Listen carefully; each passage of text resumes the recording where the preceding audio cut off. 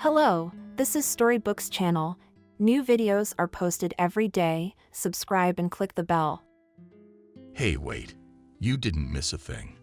Charles, having bypassed the novelties of the latest Lexus model, stood at the hood and, folding his arms on his chest, smirked at the named bespectacled man.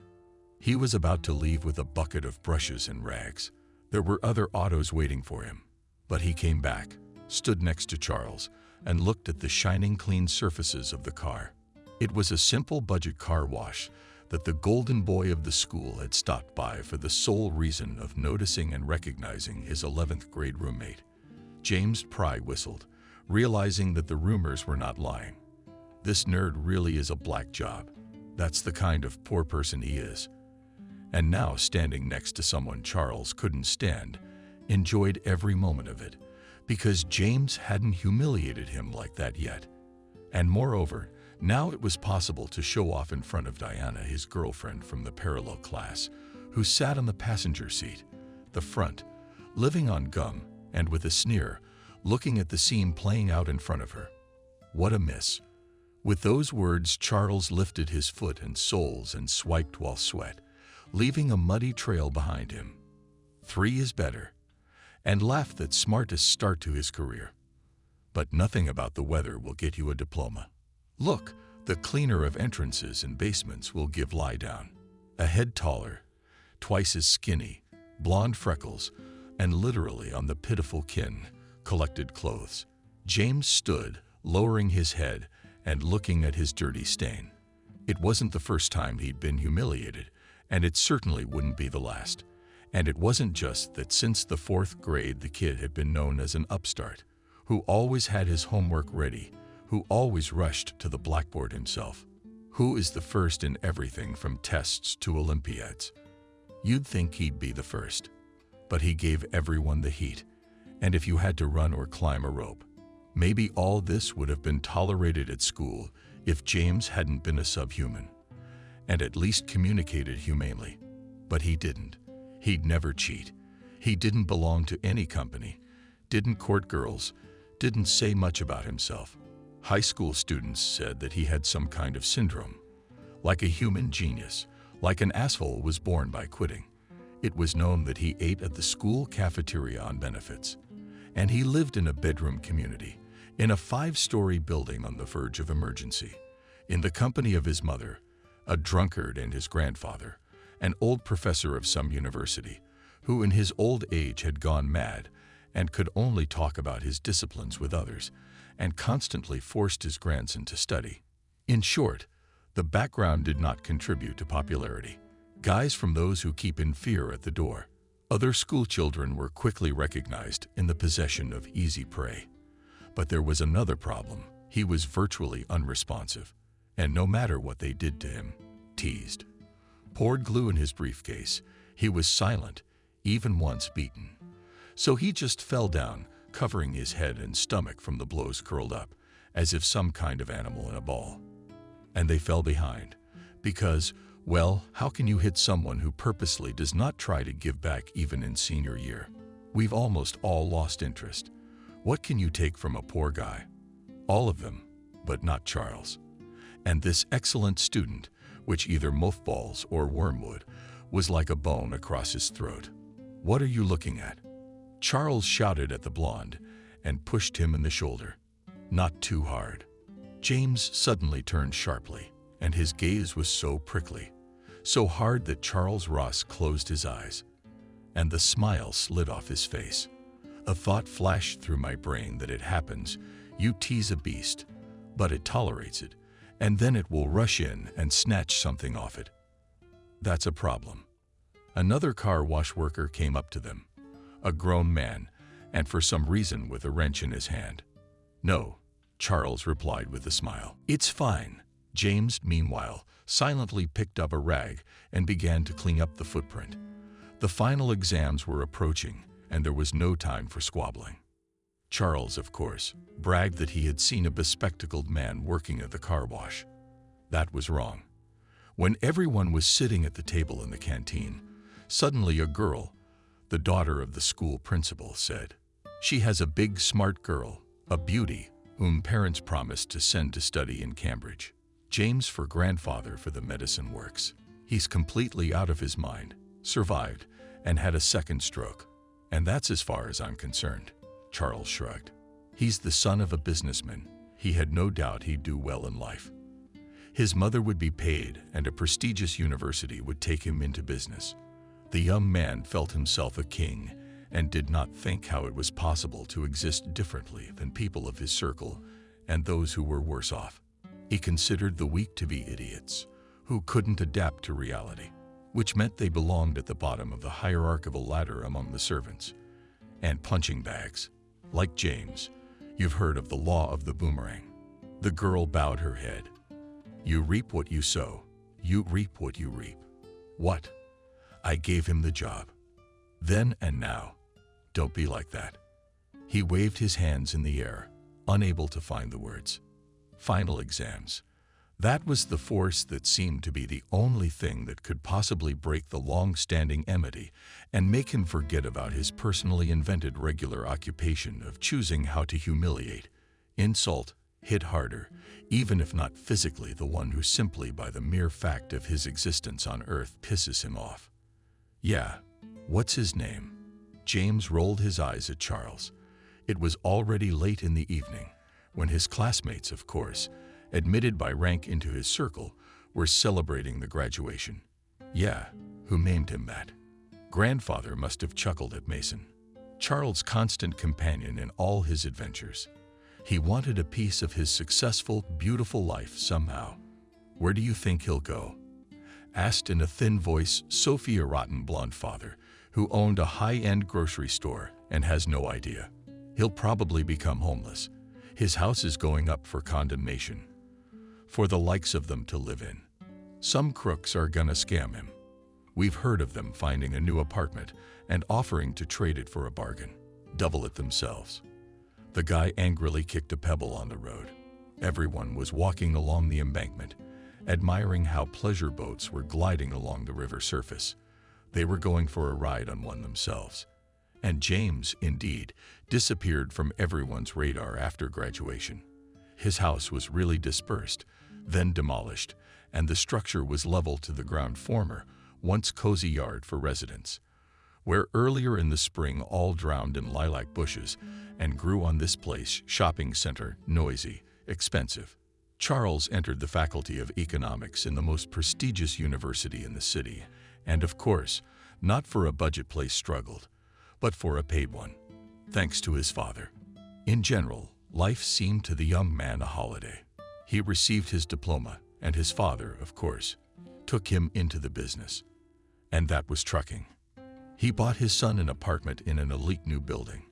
And of course, every now and then he threw in some money for pocket money, so to speak, expenses.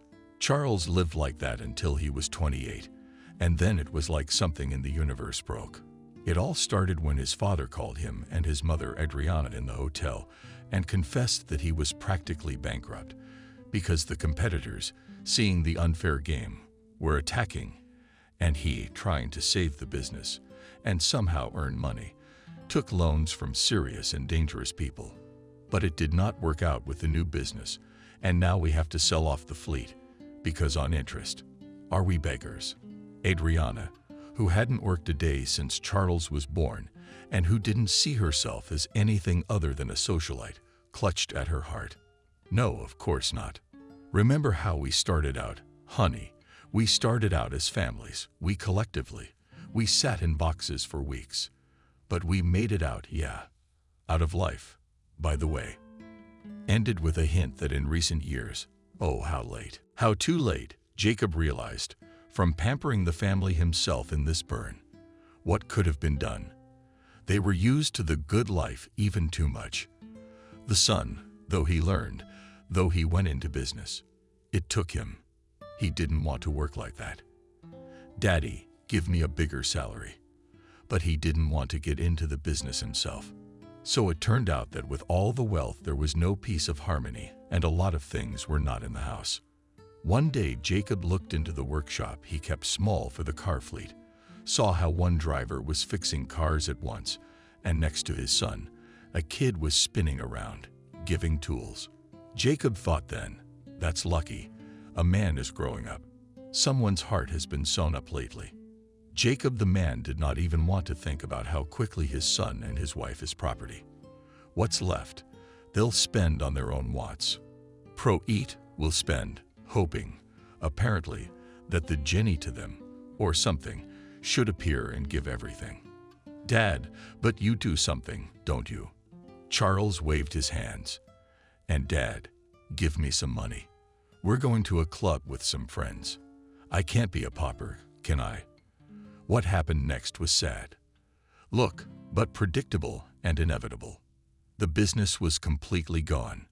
But there was still, however, a stash of money set aside, and Jacob believed it would hold up. He would start again. But an acute heart attack intervened, and it so happened that shortly before it, Jacob's expensive, private and medical insurance expired. And he didn't have time to get new ones. So together with a private clinic, in which the room is similar to a luxury hotel room, was a man in the most ordinary hospital, lying on a bed in the company of other poor people, among them a pensioner, a homeless man, and a construction worker who had taken over the attack. We're on overtime, no weekends. Lying there, coming to his senses, Jacob suddenly realized that perhaps he had been too optimistic, because his wife had only looked in once, crying, asking what to do, never raised his hands on her. But here, I wanted to shake her so badly that her brains would fall into place, because what do other wives do? Jacob himself has seen, carry their husbands' home-cooked meals, get medicine, and he's alone. His son didn't even visit. Adriana told him that the boy was depressed, and Jacob covered his eyes. But himself didn't move. Memories came instead. It was like someone had gotten inside his head, dug up the box, cursed it, dusted it off carefully, and took out the thing his soul raved about the most. Though it seemed, well, how many years had passed, what did it even have to do with the present? And then came these memories, and that was it. Jacob was very green then, yesterday's students. But it was the dashing 90s, and he, like many of his peers, was like infected with a fever. What pushed, chased, lived faster, brighter, take everything you can. But there were already sprouts of the real thing. Like the affair with Adriana. A good girl from a decent family. Parents who had connections that could be very useful for a young businessman. And just when it was all out of place, came Anna's love to her at first sight into one who was nothing at all. The girl this thin folded like a heron. Her name was Betty, and Jacob ran into her in a restaurant, and literally ran into her. Either he pushed her accidentally, or she just picked him up with expensive drinks. As yelled the manager who came over found himself on the floor. Jacob greatly said he would pay for everything. Did the girl drop her eyes on him? No, not the eyes yet. He looked into them and disappeared. He realized he could sing Moldavian lakes about those eyes. Everything was so fast, and the meeting of his promises, her hands timid. But he woke up when Betty told him she was pregnant. He realized how screwed up he was. We were already married to Adriana, and Dad trusted Jacob like a son. How could you give up the right path? I mean, for eyes like those that you can't find anywhere else in the world. I had to give her a stern talking to. Jacob handed the girl a wad of cash and told her there was nothing more between them. She should abort, and it would be best for everyone.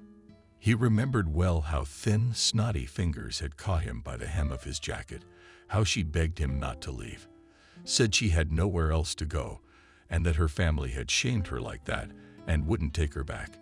He said, "That's enough." Dumped her, picked her out of his own heart without pity. And now, it's too late. It was stupid. And he thought about the fact that if this child had been born, he would be about the same age as Charles. And with that memory, he found out. And the next day, after morning rounds, his wife entered his room unexpectedly. She sat down on the edge of the bed and put an envelope next to her husband. She lowered her eyes and pressed her lips together. "What is it?" Jacob, barely listening to the Messiah, with his finger and opened the envelope. Inside, he discovered money. He looked at it confusedly, where his wife could only have gotten it from, and why she had brought it to him here. And then she spoke, and Jacob at first thought his heart would stop. But it didn't, and he had to listen and be horrified. It turned out that under a general power of attorney, Adriana sold their apartment and also withdrew all the money, that there were still crumbs left on his account. So she sold the car and even a collection of antique hunting horns from the 18th and 19th century. Jacob, I can't take it anymore. Got hit by a woman, but didn't hurt a tear, didn't ruin the makeup. Jacob wondered if he'd ever seen a wife cry at all. And I can't stay a penniless bum, and all because of you. I sold everything, and you have no right to demand it back. Because as my husband, you have to do your duty. And you stopped taking care of me. And Charles, you betrayed our family. Here we are. So she slapped her palm with scarlet sharp nails on the envelope. This is where I left you, son. You inherited this apartment from your parents, didn't you? Yes? Yes, but I haven't lived there for a long time. I don't remember. My brother, I think my third cousin or whatever lives there. So you have a place to go. Adriana smiled as if all problems were solved. And me, I'm sorry. I'm going to my parents to live. And if you respect me, please don't show up there. I'm filing for divorce. I'm sorry, but I can't take it. And then you're a debtor. They'll be looking for you. You could ruin my life. What he means to say is that he's paid off most of his debts, but he realized there was something important. What about the son? So he doesn't need a father. Charles is all of a piece. No, he's too good a boy. He's a fool, and he said he's going to live with Daddy. He went with your kin to make arrangements. What kind of stuff does he carry? And Charles dared to yell at me, accused me of being a thief. That's all right, I went on, and suddenly smiled wickedly. We'll realize that Mom was right, when bread is not your cheap prostitute life. For Charles, the decision he himself made came as a complete surprise. At first, when it became clear that his father was in trouble, he was angry. He had always wished that his father wasn't just made of different dough than most ordinary people. Charles had no doubt that his father was tough, and he was successful, strong, invincible. But life was hell pouring in and revealing lies and illusions. And when it became clear that his mother, whom Charles, on the contrary, had always considered a woman, who without a protector for life is not adapted to life, when she did to his father so cool, then Charles felt his own vulnerability. No, he didn't have a guilty conscience about anything and everything. It's just that he realized that in his almost 30, in fact, jumping life is not clear what to do with it now. But at least his father understood him. They were friends, and his mother was a lecturer, always criticizing over little things. Charles didn't want to live with her. That's how yesterday's golden boy ended up in a crack house on the outskirts of town. Lucky still that the apartment had 2 rooms and a distant relative by the name of Noel. The man is some kind of strange. The whole house, to veil the shores, said that the native is sacred and will not interfere in any way. But not to touch the question either. And I did not think squeamishly, assured Charles. Carried a bag of my father's things into the room. Thought it wouldn't hurt to put a lock on the door. A few days later, he picked Jacob up from the hospital, and they tried to just get on with their lives. And it was not easy. Charles was angry again, now at the circumstances and at himself. It was a strange feeling. He could barely cook dumplings, and washing in the machine was an unimaginable ordeal. Yes, I allowed gaps in your upbringing. Jacob shook his head. When my son came home from the store gave him expired milk and yesterday's bread. It's all right. We'll get through this. Under the windows in the yard covered with fall leaves, and already marked by local dogs, was a Ferrari. Charles out of place in the local landscape and, to Jacob's eyes, prohibitively expensive for their current situation. We should sell it, he said, to his son at dinner. It'll be a start. I think we'll try the fertilizer trade. I have an old acquaintance who can help with reliable suppliers and, most importantly, with the market. Well, I'll take care of all that, of course. You'd better get a regular job for now, son. Where will I go?" Charles sighed and tossed the dumplings in the bowl incredulously. He wanted marbled beefsteak for dinner. That's what they're all about. Well, for a lower position. Sorry, we're in the same one your parents overestimated you to be in. You didn't do anything. So don't embarrass yourself and don't make any money anywhere. Dismissed. Go at least as a sales manager at a cell phone store for starters. Charles almost choked and looked glumly at his father. You can't get a card yet. We have a reunion on Sunday. Will be 10 years after all. Do you want to make a big deal out of it? No. Why not? I'll walk in and say, my dad's business is failing. My mom sold her apartment and we're living with some crazy guy. That's what I'm like. Jacob just shrugged his shoulders. All right, take it, but then you'll have to find a buyer yourself. The reunion was not the first time. After all, there had been one 5 years ago. But Charles hadn't wanted to go then. He thought it was a stupid idea.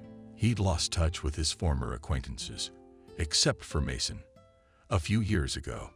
But then the guy had been in a motorcycle accident and apparently having hit his head hard, had decided to change his lifestyle and move to the countryside. With the film, they sometimes crossed paths, but she then left to build a career as a journalist in the capital, and their connection was cut off. On the appointed day, Charles stood in front of the mirror of an old closet and analyzed his person. Could he be a loser just by looking at it? Or was he so okay? He wasn't going to lie much about himself, but he didn't want to tell the truth either. Humiliating embarrassment. That's what it could be. Charles decided it would be more interesting to hear about former acquaintances, to see how their lives had turned out. The meeting was set in an inexpensive, but with a good reputation. By 4:00 p.m., people were starting to gather, and all entered. Charles counted 5 people. Not dense, but here he was surprised to see Mason, not recognizing him as a bearded man in a funny sweater with reindeer on it. There was a Rick in the class, a guy who was unremarkable and a C student. And now, as it was revealed in a conversation working in a publishing house as an assistant senior editor, Kathy and Liam, the red-headed, carrot-headed twins who were involved in music as DJs, producers, and radio hosts, were also here. Christina, who was teased in class because she was a stutterer and respected because her mom was the school doctor, became a kindergarten teacher. And they all gathered around a large table with several coffee kettles, pitchers of lemonade on platters, cookies, a mini sandwich, and Arnaud.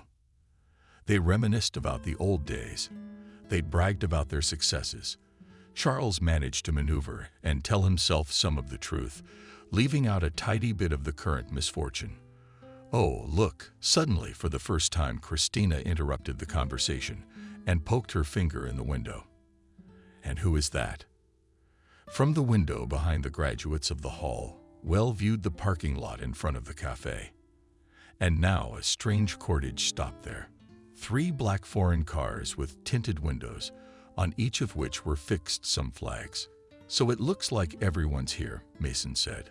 So he was pushed back by Rick again, just like 10 years ago. Most curious. Oh my.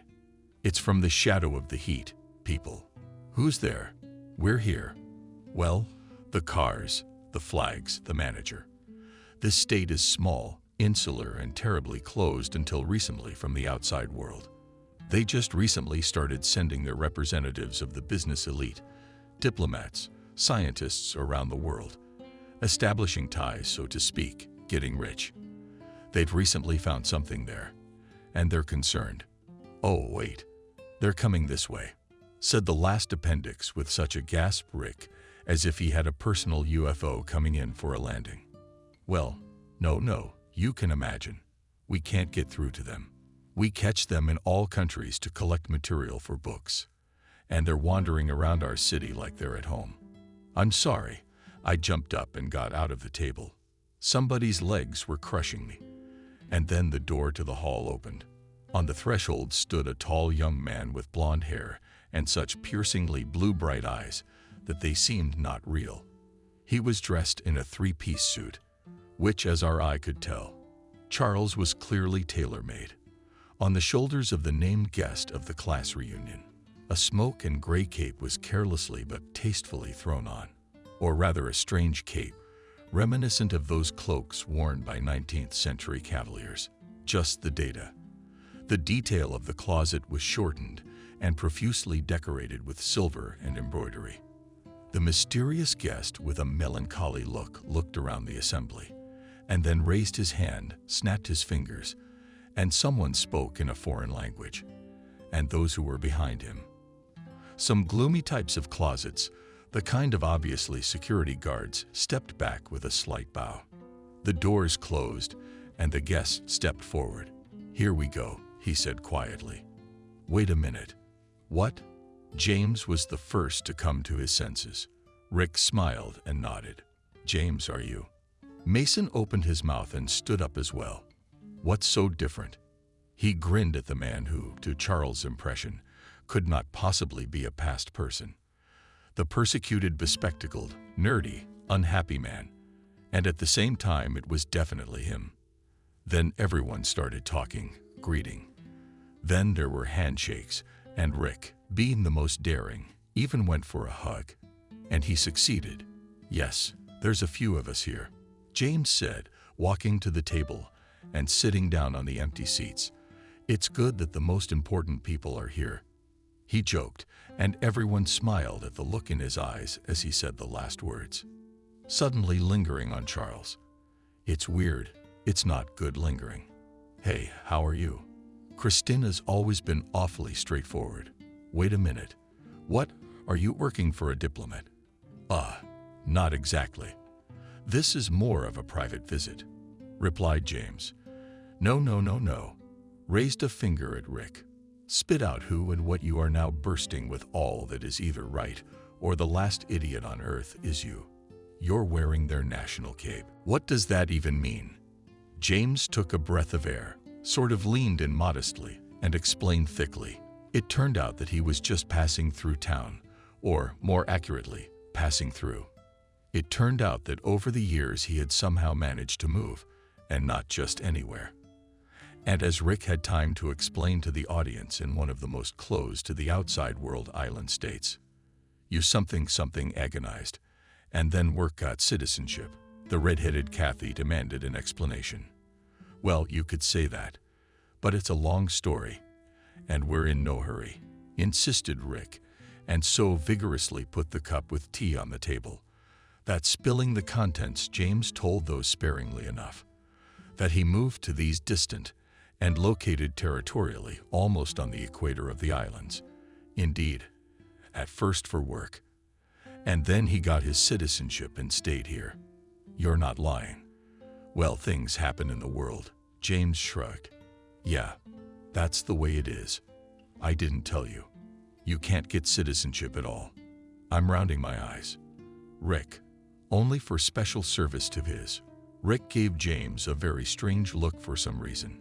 "A ruler or a family connection. Foreigners can work there. But then again, if it's a rare education, ability is valuable. Tourism is underdeveloped because most of the islands are nature reserves, again owned by the head of the country. But to them Portuguese, managers such that many to envy. And the fact is," finished the verbal excursion Rick, "that there relatively recently were discovered deposits of unique minerals, for which the authorities decided to export. There is such a struggle going on in the world right now. Amazing awareness." James grinned and reached to pour himself some tea. "So we are, by the way, in the publishing house where I work, we are publishing a new atlas on the islands.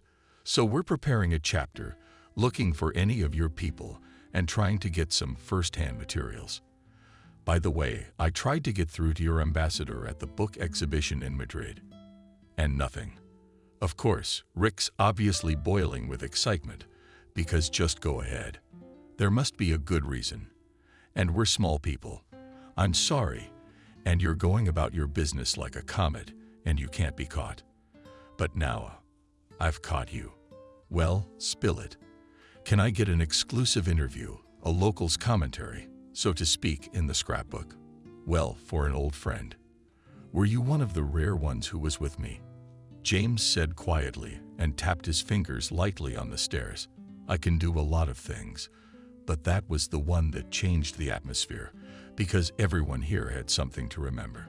Liam and Kathy always ignored the way the odd excellent student was bullied. Christina tried to stand up for herself once, but she was getting bullied, and she changed her mind about playing the hero. Mason and Charles. They were the main instigators of all the bullying. And now it was really uncomfortable. Okay, I think it's time to apologize. Mason came up. He spoke from the heart. That accident changed him a lot. He's reassessed a lot of things about the world. I'm not afraid to admit that you were a real asshole. He looked James straight in the eye. Gallipa was a young bad girl. But I apologize for everything because my soul demands it. Yeah, I forgave you a long time ago. You didn't even always act of your own free will, James said. It was a hint, and it was clear to everyone. Christina moved away from Charles for some reason and looked as if he were red-faced or dirty. I thought we weren't here to settle old squabbles, Charles said. In fact, when Mason had first started his speech, he'd felt a pang of awkwardness. But now that James clearly remembered a lot of things, and unkindly so, Charles suddenly decided to defend the ancient positions. Well, in school there are all sorts of children, naturally, to divide into groups, to be friends and enemies. Come on, what's the matter? Everybody's gone soft. They all grew up in the United Nations and became people. So what's there to be sad about now? Charles tried to ignore the fact that they were looking at him as if they wanted to say, "Shut up, please." Look, he hurriedly diluted the tension in the air by hanging his belly. What are you doing here from so far away?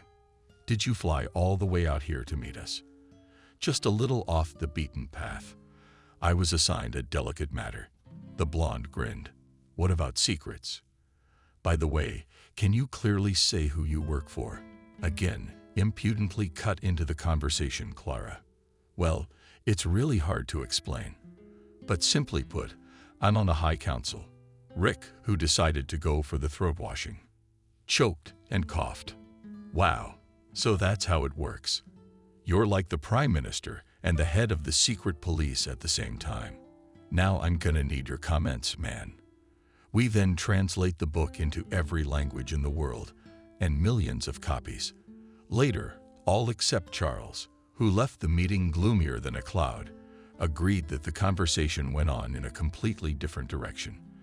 And it was thanks to Rick that they talked about everything. Everyone told about himself. Questions were asked, jokes were made. And at the end of the small meeting, when finally managed to forget, refreshed the common and best memories of the past school era, like it is possible to collect the remnants of jam from the jar. Even if it seems that there is almost nothing left, Christina suddenly noticed a ring on James's hand. So you're married. It's like we're blind. Who is she, our girl or our local hottie? Her name is Cindy, and she's great. We got married this spring. And since you're my classmates, he took out his smartphone and started typing something on it. The LCD screen lit up all the way down the cafeteria hall. On it, at meetings that filmed this hall, at weddings and birthdays, often launched video home showed photos, and this case was the same. Images of a young couple appeared on the screen. Informally, apparently someone from the entourage was taking photos. But there were also selfies, and while classmates oohed and awed, considering the swarthy, handsome Islander who with her husband played golf, then they were on the beach, then he obviously caught her billet laughing, holding in one hand a frying pan with scrambled eggs, and the second hand swung at the film towel. All the while, a dark wave of envy was rising in Charles. Because it was impossible. How so? Unmarried, the dregs of society. Who was the poorest in school? Suddenly so high up on the islands in the tropics, you see. He's got a career that's too big to contemplate. And he's married to a hottie. Charles felt as if he was now fully aware of the injustice of the world. That's him. He's supposed to be successful. He's supposed to be loaded with money. And he's forced to look for a regular job. He lives with his father, a smart relative. And he's not doing well with women. All his girlfriends left as soon as his money got tight. I called one of them the other day to borrow some money, but she laughed and threw the phone down. And finally, the meeting was over. Everyone went away, promising that the next communication will take place any sooner than in 10 years. We exchanged contacts, and even James shared his. He turned around to go to his car, but Charles called out to him. "I already realized you never liked me anymore," said by looking you straight in the eye. "And I don't care how big a bird he is in his islands." Charles felt taller, realizing that he was once cooler than this upstart. And now it's not all lost. He'll rise too. But in vain now. James smiled in vain. His whole look and posture expressed absolute self-confidence, relaxed, and he pulls on the hand obviously expensive leather gloves. Everyone was genuinely sharing what was on their hearts and minds. "You thought I'd apologize for the past. Not gonna happen. That you've flown high. But know this, it happens that everyone gets lost quickly. And then you say dictatorship and savagery. You're still having the time of your life. You know, I thought you'd changed a little bit." James sighed. "Don't you get enough of what I was prepared to forget when I went to the meeting? Yeah, I was ready to forget everything you did. To let go, to forget, and part on neutrality. How is that possible?" "No." I put my palm out in a ready speech in a commanding gesture. "I'm not interested in what you have to say next, but you're the one who completely screwed it up." He said it and left it. Charles watched the motorcade drive away, and he felt like yelling for the upstart to answer, that he had ruined and lived like this. It couldn't get any worse. As the motorcade raced through the city toward a small hotel that had been rented out entirely for a few days for privacy, James closed his eyes and sank into his own memories. Back then, the night before graduation was harder than ever for him. His mother was drinking more and more. She had lost touch with reality altogether. "Grandpa, I'm afraid," one day the grandson honestly confessed. "When sitting in the old man's room, with his support to prepare for exams, you forget about fear. We decide how to eradicate this fear. What if I will be like my mother, will get drunk one day and go crazy. But you don't drink and you don't feel like it. So what for? There are cases in a person's life that make the mind break. But if you always keep your mind strong, if a man has a core inside, no trials, no sorrows, and your mind will not break. It's over, old man." He knew, understood perfectly well that grandfather himself had problems. He could hover over a formula all day long, muttering something to himself. But even so, to James, he was the best intelligent man around. And besides, there were many times when Grandpa's mind was as clear as it was now. "Your mother was a good girl. You know, I think it's time you learned." And he's on. About your mother being betrayed by a rejected man, and without personal happiness was faced with a cruel choice. She chose to keep her child, returning home, and grandmother James Betty. Years of being berated for it.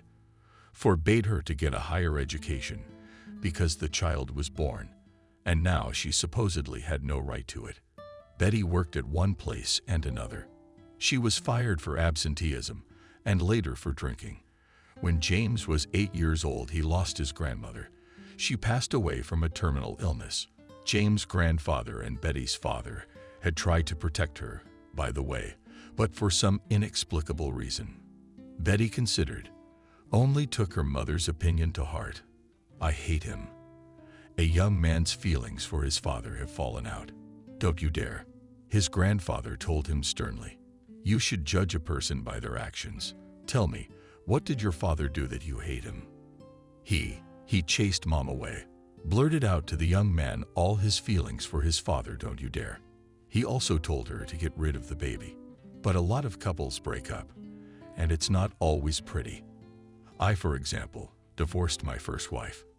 Not only did your father do it, but in this world, unfortunately, have become easy to treat that child. If not needed, you, not born, like a bug. Flush. Can you swear with your heart's blood that your father was not sorry for what he did?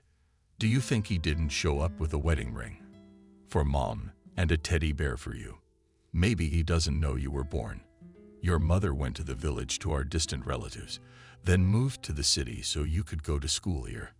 I have to talk to her, find out about my father." James jumped up. "But you know the state she's in. I don't care. If Daddy's good, he'll help her heal. But not this time, not next time. I'd like to know the truth about Mom." She, barely realizing what it was about, started crying, reached for the bottle, and ended up launching it at her son's head. James was angry with her and said that he would find his father one day and pull him out of the ground. And then there were the final exams from school. The house was resettled. We moved into a new apartment, but almost immediately Grandpa came down with pneumonia. He joked, barely breathing, that houses and walls help, that he was like a tree, ripped out with roots and transplanted. It seems, and the soil is fat. Everything is there. Will not take root in a new place if ripped out naturally. Grandpa died then. And then the guy did not know how to even exist further. He remembered that he promised his grandfather that his life would turn out well, as only possible well. Grades allowed to enter the budget, and almost anywhere. So James decided to become an archaeologist. He went to another city, studied, and was ready to work in his specialty. But by chance an advertisement came to his eyes about the need for employees on cruise ships. All new acquaintances, having heard about such an idea, twisted their fingers at the temple, say, to work on the seas for pennies, to sail as a maid, instead of having a normal career. But James decided, and that's it. He was only going to work like this for 6 months, a year at the most. But one day, a cruise ship docked at one of the islands that made up the state called Figure. He went ashore and looked in the local museum. He was blown away by the restrained generals. Their uniqueness was seen by the guy as a miracle of nature, and he realized that he was ready to give everything for the fact that here and nowhere else on Earth he would not work. With his peculiar assertiveness, he literally in 2 days, while the liner was off the coast, learned everything. It turned out that the development of the fields had just begun, and there was quite a shortage of specialists of the necessary profile with good education. But at first, they did not want to let him directly to the bosses who solved all the issues. They said that the competition was announced, applications submitted, and workers will be selected. Specialists from all over the world are ready to fight for vacancies. You're a young man, about 3 or 4 years old. Wait and see. There might be something for you. But James then just sat on the porch of the Ministry of Geology, which occupied literally one house in half with the Ministry of Environment, and said that he would not go anywhere until he was considered on an equal footing with everyone else. Some of the locals laughed at the naive foreigner. Some frowned and threatened to call the police, because, sorry, it's an outrage to behave like that.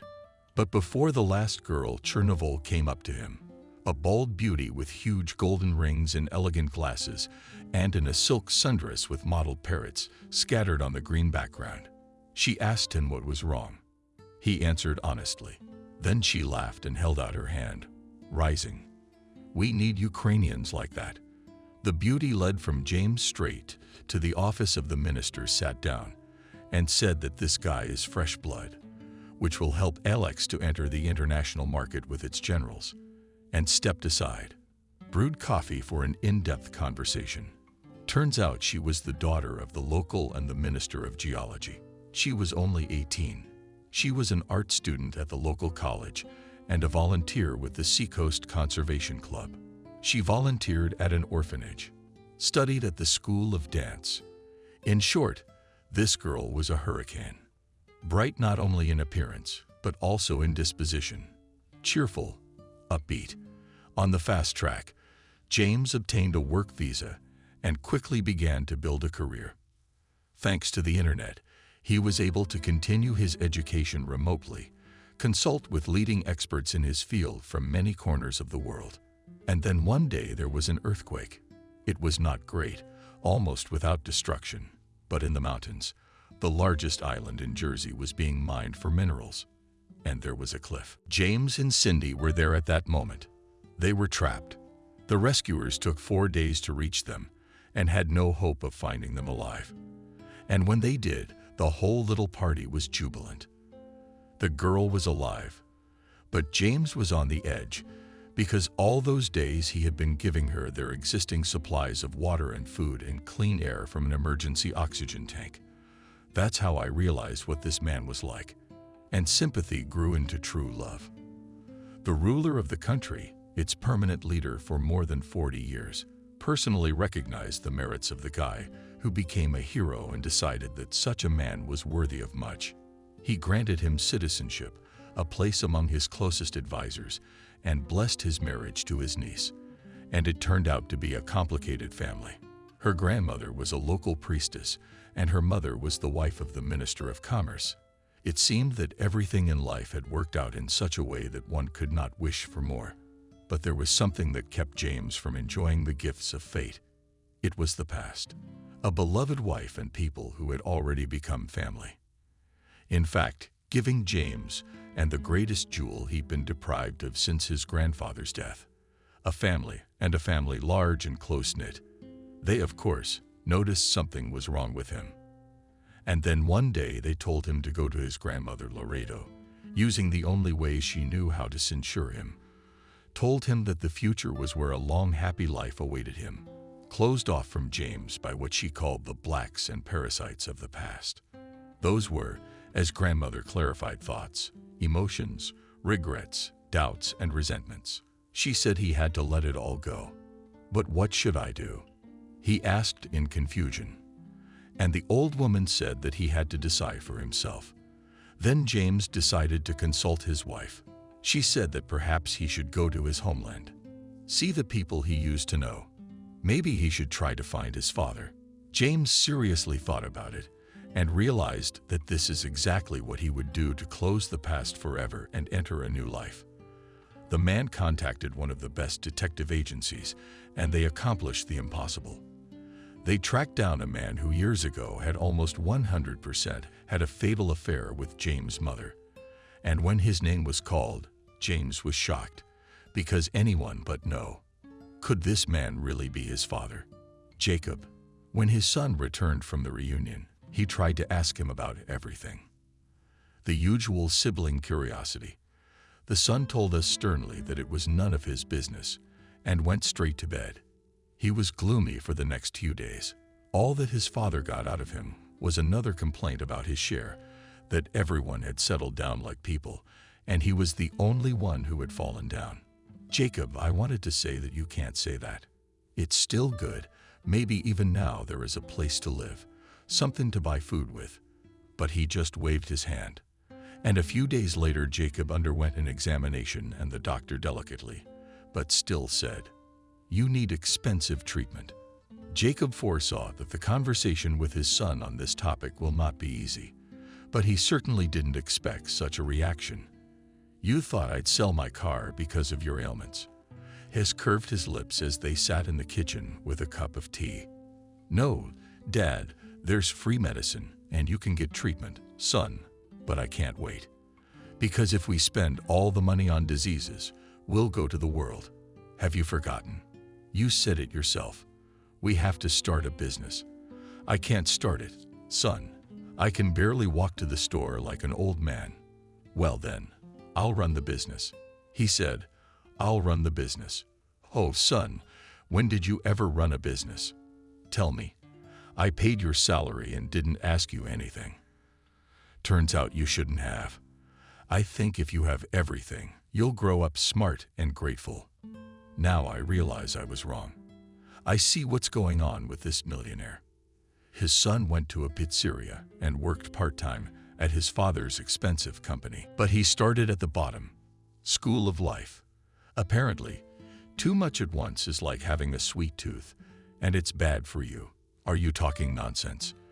"No, if you sell the car, I'll put the money in your account. I'm sorry." And I guess he added it on purpose, knowing it would hurt your father's feelings, not just your mother's decision to divorce you. I guess I gave him a reason to. "You shouldn't do that to your father," said Noah, who, it turns out, heard the whole conversation in the hallway. "I see you, Charles, Fashionable vengeance hangs over you with a punishing sword. Shall you decide for yourself? And made passes with the hands of the country. And another clever Charles pushed Noah out of the way, began to dabble and dress. Decided to go out ahead, air it out, and have a glass of stout to calm the nerves. Lately it only helped to reconcile with reality. My hands were shaking after the libations, and his head ached, but Charles couldn't stop, and he didn't want to. One of the next days, when Noah was not at home, he went at dawn to the local market, a small, impromptu market in an old square, to buy some old books to read. Charles left to meet a man who had called on the ad to buy a car. Jacob, on the other hand, was home alone, and suddenly the doorbell rang. He went to open it, thinking that one of the two had come home early. But on the doorstep stood a stranger, short, blond, and expensive-looking. It was Jacob Poor, with a businessman perfectly learned to read in clothes. Behind the man's back stood more people, and he too realized they were security. "Hello, you, Jacob." He didn't ask, he said yes. "My name is James Sokoloff. Do I have something to talk to you about?" "No, I'm not in debt. I have nothing to do with your creditors, but I need to talk to you about something from your past." "Hello. Okay, come on in." Jacob waved his hand invitingly. I was a little surprised when the man in English ordered the people who came with him to wait downstairs. The mysterious guest didn't enter empty-handed. He brought a box of coffee cakes, and Jacob noted that it was not something off the shelf of a convenience store, but from an expensive pastry store. He himself sometimes bought some for tea. When? A long time ago, as if it were a past life, when he wanted to treat his family, gather them all around the table. He also remembered that neither his wife nor his wife liked it. They always had something to do. In general, on this day Jacob, himself especially unwell, felt the medicine, which the doctor told to take daily in the morning the day before, ran out. He cut up the stash. It was empty, of course. It was Charles. It was necessary, accordingly, to go to the bank and withdraw from the account for the medicine. But it would still take a while to get there. They came into the kitchen. Jacob made tea. "So you wanted to talk about my past, but what exactly?" James had prepared a speech, very clear, easy, diplomatic. But now that the man who was most likely his father was sitting across from him, all these words were forgotten, and he just a little bit emotionally confused, as it were. That there lived a girl named Kelly. She got involved with a man out of her league, and then Jacob barely had time to take a bite of cake and tea. Naturally, from such a story were left aside. His eyes went wide. How? How is this even possible? So heavy, and on the heart warmed. And literally so. The heat was spreading through his chest. "So you're my son. It all fits. But we'll need a genetic test to be sure. At my expense, of course. And if you don't mind, of course I don't mind." "No, I don't mind. I think you have my nose." Suddenly, he reached out and touched his son's face, and immediately jerked as if he'd been burned. "Oh, I'm sorry." "No, it's okay." James took Jacob's hand. "Maybe it's you, Dad. It's been all these years. I was 7 years old. My son and my own son was there for me under those circumstances, and I shook my head. You have a brother, Charles, but he's not home. He's about your age now. I know, we were in the same grade." Jacob shook his head again. How fate played tricks on people. But he hadn't said anything about what Charles had done to James at school, and he decided not to hurt his father. Decided he wouldn't say a word about that part of his past for anything. And then he noticed Jacob suddenly pale, wrinkled, and slouching in his chair. What happened? Jumped up, didn't have to go to Anapa. Yes, all right. Said the man had a heart attack. No first aid kit, if only water. A glass of water was served immediately. No, doctor, don't need one. Sorry, son. He called it that, even though the examination was still a few days away. But it seemed that my heart was telling me, swearing that all this was true. I can't do nothing when you're in such a state of stubbornness, can I, James? Yes, I guess I'd better soon, Jacob wheezed. The doctors arrived amazingly quickly and said immediately that without hospitalization, alas, cannot do without. Are you a relative? The doctor asked. He's my father. Then help your father pack. I'm afraid he's going to be here for a long time. Oh, you've neglected your father. The doctor shook his head reproachfully. It's not his fault. He just arrived today. Jacob interceded with his last strength. He didn't know I was sick. He just didn't know. The other thing the doctor had realized was that the son of the man who lived in the apartment was in need of renovation. This young son is clearly not poor, and from the video, James aside talked about the fact that, judging by Jacob's medical history, the issue of medication needs to be addressed urgently. It will be done in an hour, she nodded. James dials the phone of his assistant, waited, and together with the guards will contribute. Already when everyone was going downstairs to go to the hospital, ran into on returning home Noah, whom Jacob asked to tell Charles that he is sorry, but put on treatment. Who's that? Asked Noah, eyeing James suspiciously. My son, answered Jacob decisively, and slowly walked further down. The elevator didn't work. Charles returned from the meeting in a rage at his then found a lot of flaws and mercilessly beaten. And he, naturally, did not agree to any of it. Quite at rock bottom he felt when Noah informed him that his father was in hospital. He and his son added at the same time glue a new amulet on the wall, some image of the sigh of a black bird. Are you out of your mind? I just got back. Charles shook his head. Well then, with another son, shrugged the weirdo and stuck out his tongue and continued his lessons. Your aura is bad. By the way, it needs to be cleaned up. He barked at everyone. I run down the stairs because the elevator is not fixed yet. At the hospital, I managed to find the doctor who was treating my father. But for some reason, he started talking about the same thing. Are you all crazy? What son? Here I am. Charles pounded his fist on his chest, and I'm his only son. But that's for you to sort out among yourselves. The doctor dismissed him tiredly. He had a lot to do today. You can visit your father today. And we need to decide on further treatment options soon. Yeah, surgery. Yes, I think surgery is the best option. Yeah, anger, Charles muttered. And you can pay for free, but you'll have to wait. Theoretically, under the cover of drugs, it is possible, but the best option to spend it in a private clinic. No money. With these words, Charles slammed the door to the office and went to look for his father's room. When he found it and looked in, he thought at first it was a glitch, because the hated James was sitting in the chair next to his parents. What are you still doing here? He raised his voice as soon as he walked in. Get out. Charles. The father in the bunk was like a stranger. Not the man he'd always known. He was weaker, like an old man, and it was kind of squeamish to see him like that. Charles, there's something I have to tell you.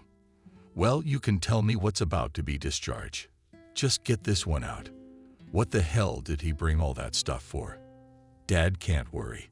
James' tone was like Charles had pulled a string. Calm down. Listen to yourself while they speak kindly. But out of evil stubbornness, Charles only smirked, smoothed his lower lip, and this is my father. We'll take care of this ourselves. Son, but he's your brother, Jacob whispered. What's all the fuss about? A nurse came into the room. I'm going to kick everyone out.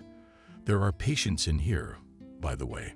Meanwhile, the patients were shooting at you in the hospital. Because, as you know, lying around is boring. And something interesting was about to happen. Charles could hardly believe what he was hearing. Bullshit. A gamble. He can't get it.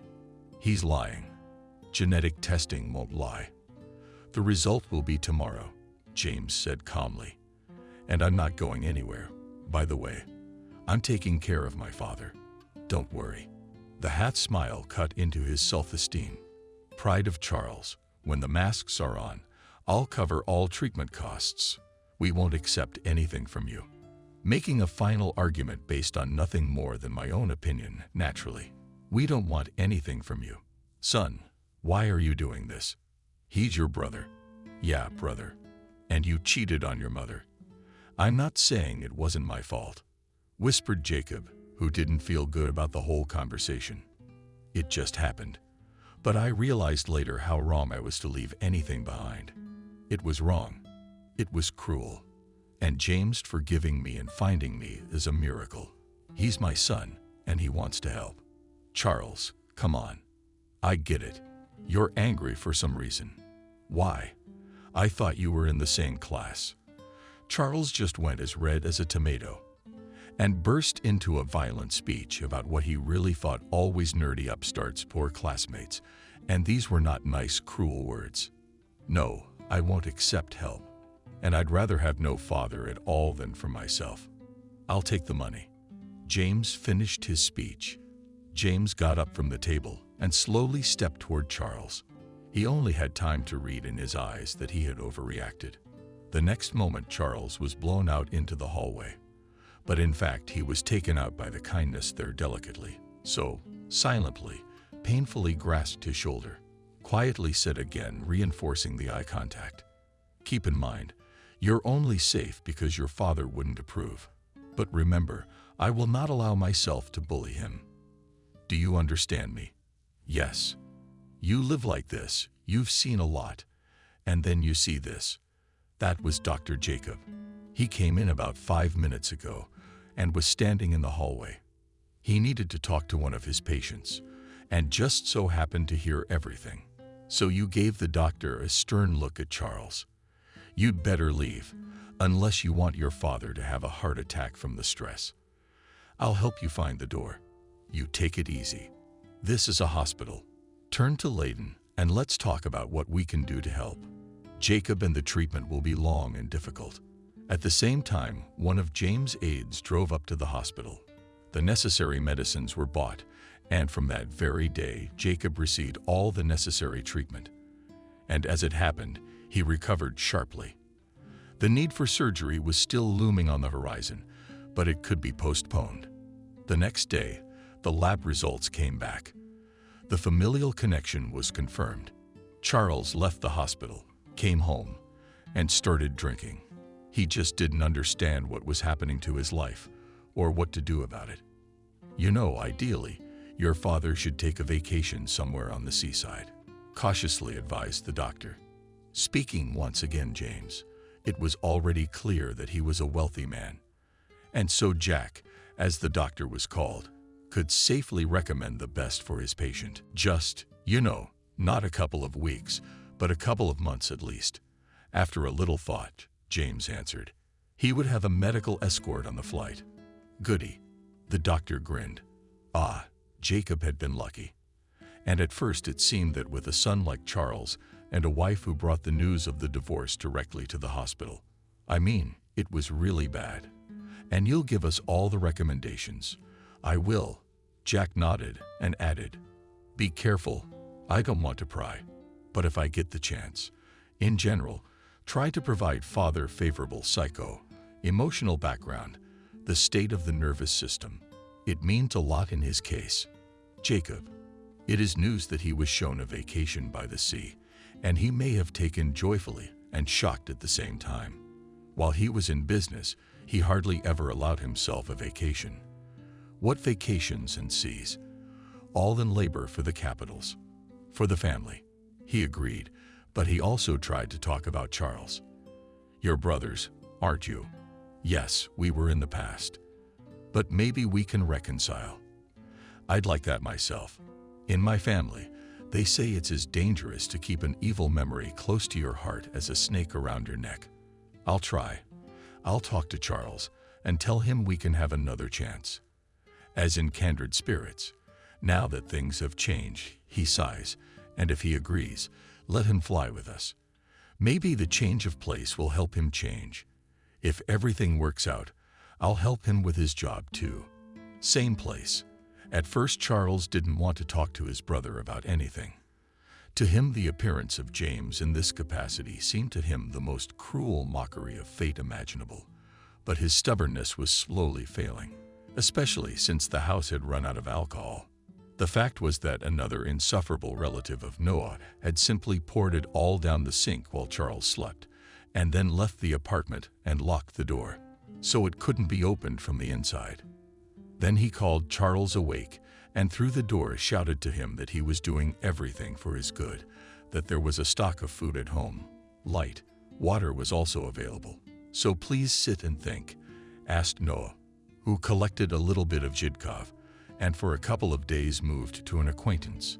It will be better for you. Charles roared from the other side of the door, kicking her, threatening her with all sorts of things. But what could he do? He just sat there.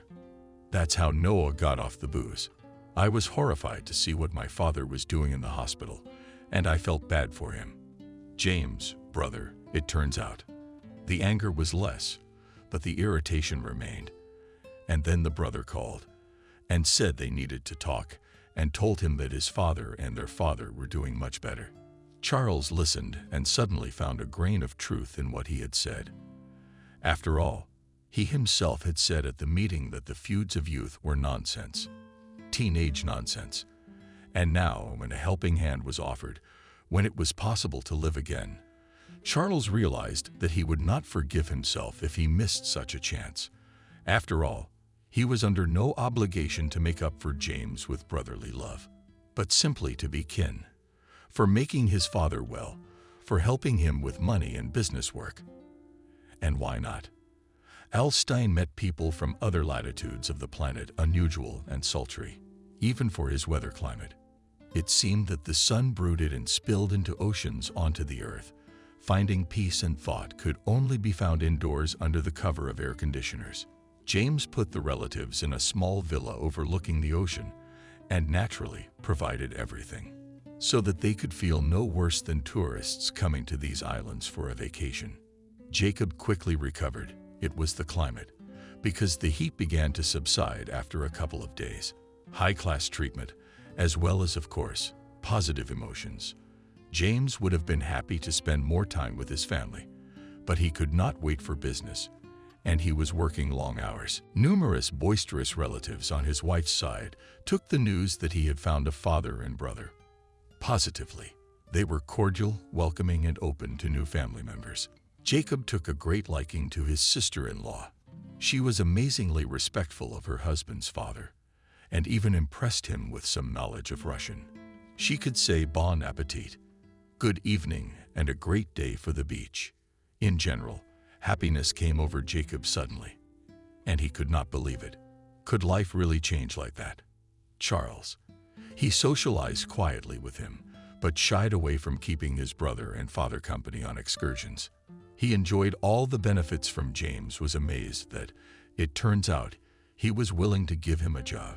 The family owned a firm that organized tourists' vacations, and there was a vacancy for a manager.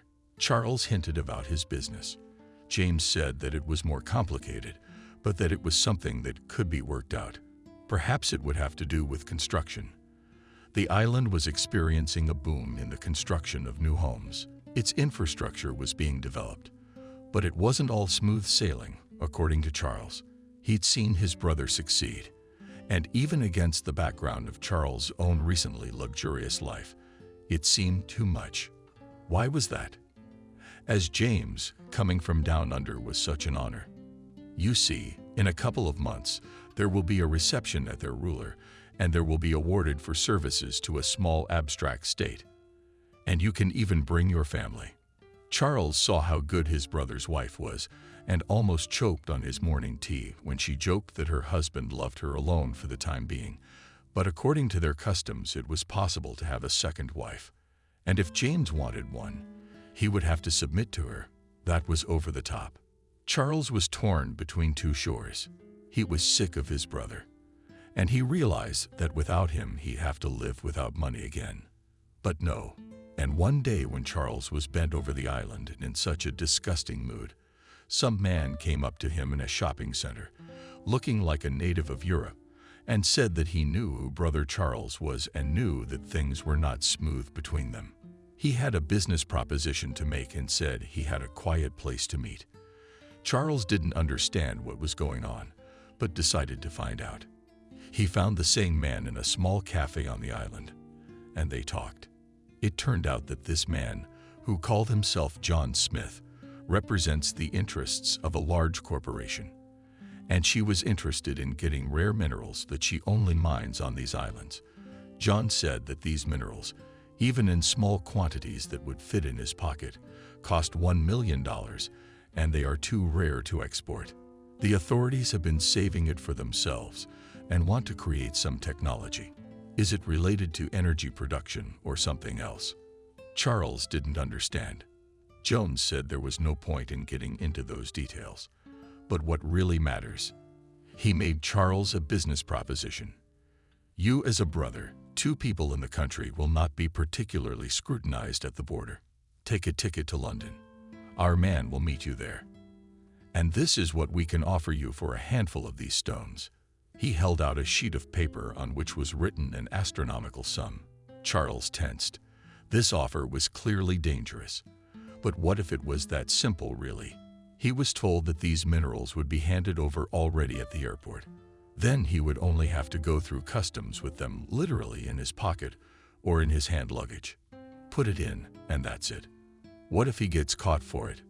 Asked, but was already ready for anything. It's impossible, believe me. We don't need an international scandal ourselves. Our scientists are capable of making it, so that later the manager will not be able to prove that the new technologies were developed with the use of these minerals. I realize this all sounds difficult, but think about it. And by the way, there's time to think about it until tomorrow. Otherwise, we get it to someone else. You think about what you want out of life. Do you want a successful life, or are you determined to keep getting handouts from your brother? Until one day, perhaps you lose his favor. Before the next morning, Charles had barely left the meeting. Dialed my wife's number and said I'd do anything. That's perfect. So now you have to fly out the day after tomorrow. Take a ticket anywhere, but we need a connection in London. Give me the flight number. The exact time. That left the hardest part. Charles decided to talk to his father first. Told him that this life was all very well, but he'd like to go back for a while. Before settling down, he would like to meet his mother, and he would like to meet some acquaintances. Well, okay, said Jacob, who was watching a TV show in the living room. And you for a long time. Well, as it turns out, he averted his eyes, and Charles, thinking that probably will never see his father again, because he, if it is up to him to decide how he has changed, will not forgive such meanness, and the fact that he's doing a mean deed, not just solving the issues of some English corporation for a fee. Charles, I don't doubt it, but he also thought there was no other way out, or would he have to bow down to the Brotherhood for the rest of his life? Now he had to book the tickets. Luckily, there was money on the card. James regularly funded both of his relatives' accounts, and he didn't keep track of where they spent it, by the way. After Charles started packing, now it was necessary, of course, not to arouse suspicion, to talk to his brother. But Dad didn't know where he'd gone. But Layla did. The girl suddenly found herself in the house on the veranda overlooking the garden. Climbing on a stepladder, she was hanging the beam from the ceiling. What looked like an Indian dream catcher. "What are you doing?" asked for love involuntarily slender legs of the beauty. Charles rejoiced, and as usual we didn't. The ending of his name stretched in pronunciation. The home defense smiled, and for a moment, Charles felt ashamed of what to do. Was going to. We believe that in this one, pointed to a thing wherein a strange Lazarus intertwined colored threads and some crystals. Spirits live there, guardians. Now they will protect this house from any evil. Punish the cruel one who plots evil against our family. Superstition. Charles shook his head and felt nauseous. How mercilessly the sun is scorching. I'll just save it. No, it's working. It'll be all right. Either in jest or in earnest, she tossed the islander after him. On his way out the door, James wasn't found right away. First, Charles had to go to the ministry, where he was supposed to stay until tonight. But they said he'd gone to a zoo or something. But it turned out that it wasn't a zoo, It was a shelter for animals in distress. Charles, wrinkling his nose at the smell of beasts, went to the enclosure, where James was sitting on a throw on the grass and feeding from a bottle some creature resembling either a monkey or a huge mouse. "Well, hello there. Look, the poor thing got caught by the hawks. We thought it wouldn't survive. But that's good. In a couple of weeks in the wild, let him go." James smiled. Understandably strained, Charles smiled, and he found the scene sickeningly sweet. Not only is he so cool, but he's also taking care of all kinds of creatures. What the hell is this? And two of the powers that be are bursting with annoyance. Charles told James what he told his father. Brad must have seemed upset. Charles chased away the thought that James was capable of such a thing. A kindred spirit. He kept looking for signs in him, that he hated, that he was proud of helping his poor brother, that he gloated. He couldn't find any. It was all the more reason to dislike a relative. "It's a pity, but you make sure you come back for the reception. I want to present myself properly." Obligingly averted his eyes and left. Finally, the things were packed and the tickets were bought. At the airport, Charles could hardly restrain a nervous shiver, but after the right person, as if by chance, bumped into him and handed him the envelope, which he tucked into the inside pocket of his jacket, calmed down. He waited for his boarding announcement, sipping coffee, and finally he heard, took his bag, ticket, passport, and customs control. The border guard raised his hand with his fingers intricately folded, a gesture Charles already recognized well. And at first, before it had started from behind his brother, unimaginably annoying. It was even flattering, because only those who were related to the ruler himself were greeted in this way. But at once Charles restrained himself. What did these silly formalities mean when he would soon be a millionaire? He wondered if his father would be invited to leave here after all. Why? Let him remember who his real son was and make the right choice. Finally, the formalities were over. The border guards really showed no interest in Charles' luggage. He exhaled with relief. Suddenly, the border guards' eyes widened, and from behind them came shouts, harsh words, and stomping feet. Charles turned around, and immediately his hands were clasped by men in black suits. He saw his brother in uniform in front of him, and the thought flashed through his mind that he was not only in the council of the ruler, but also in the secret police, like me. Cold goosebumps ran down my back and disappeared, as if I decided we're the idiot who got himself into trouble. Into what enormous trouble? Charles met James' eyes. He was truly afraid because his brother's eyes were cold, empty, cruel, like he'd never seen him before. The people around him stared and parted, making way.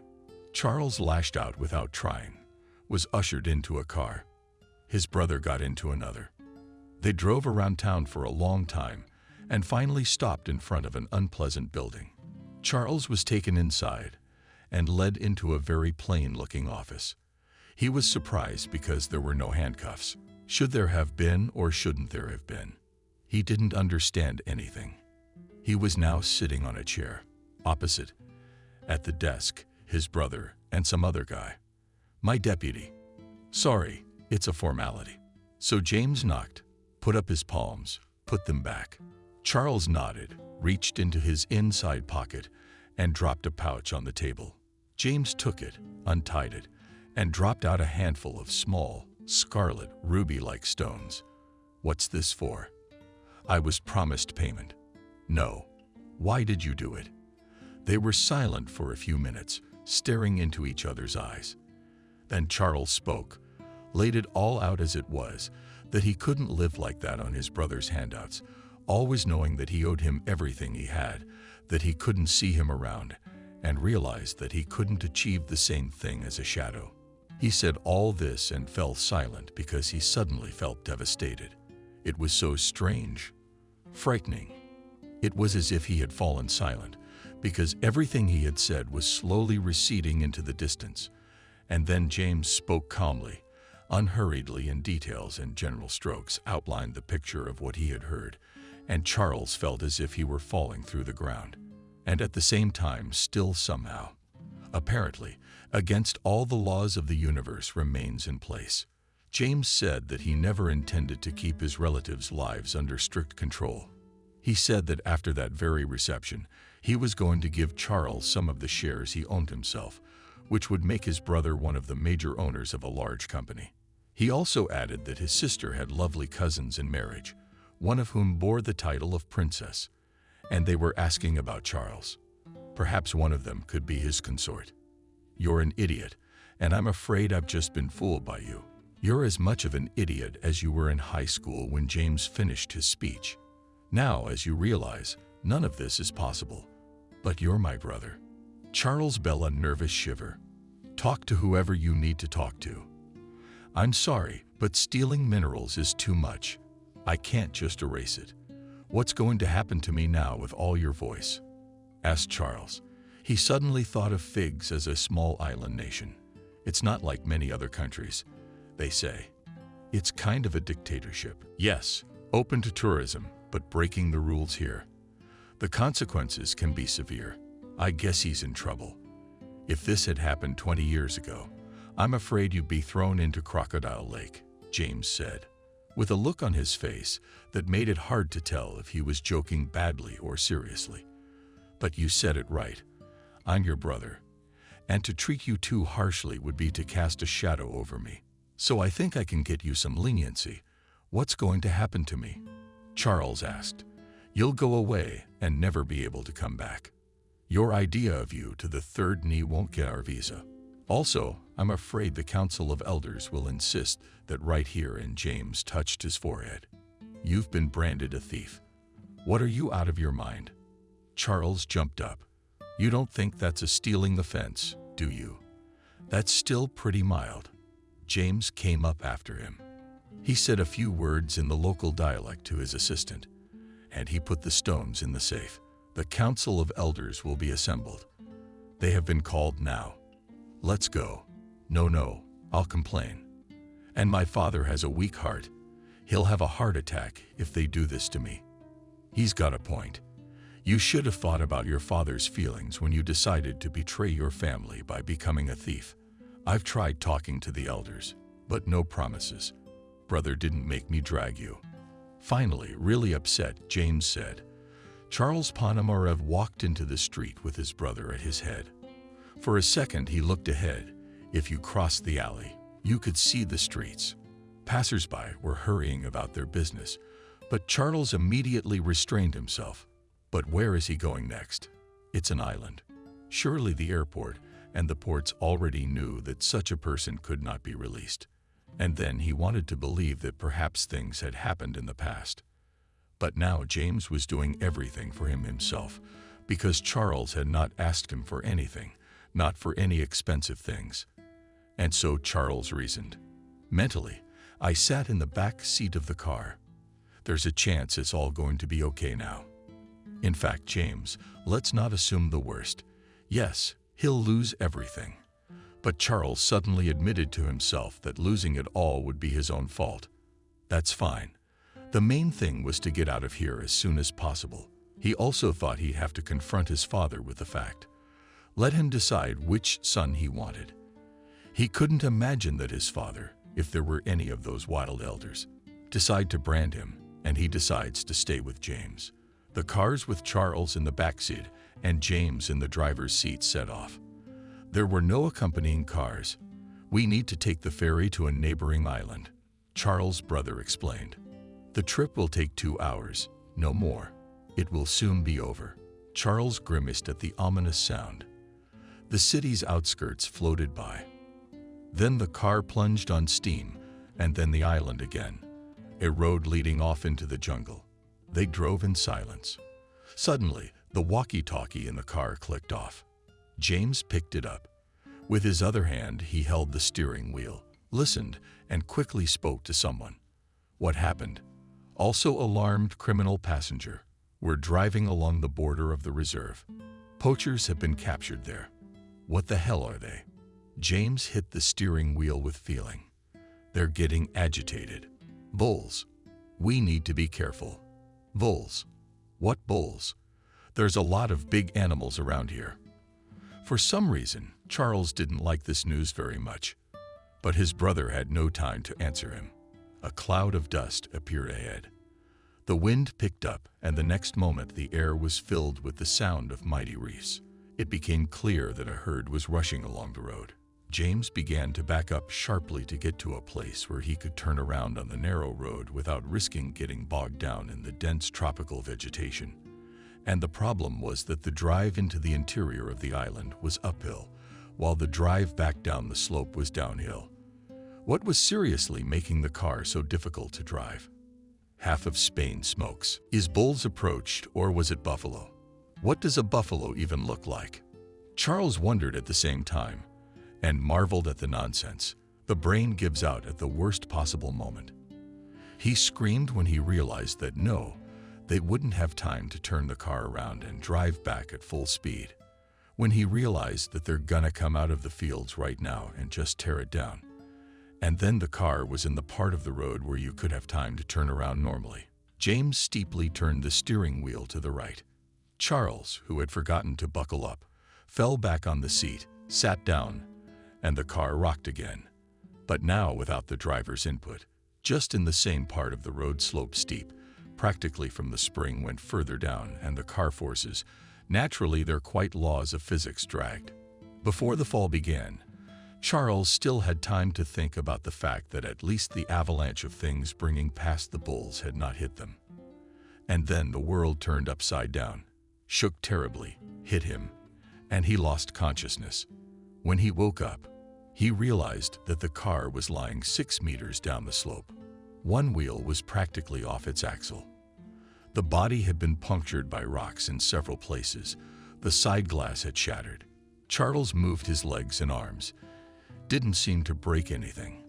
He climbed out of the cabin and sat on the ground behind Margot, watching the sun fall toward dusk. How long had he been lying here?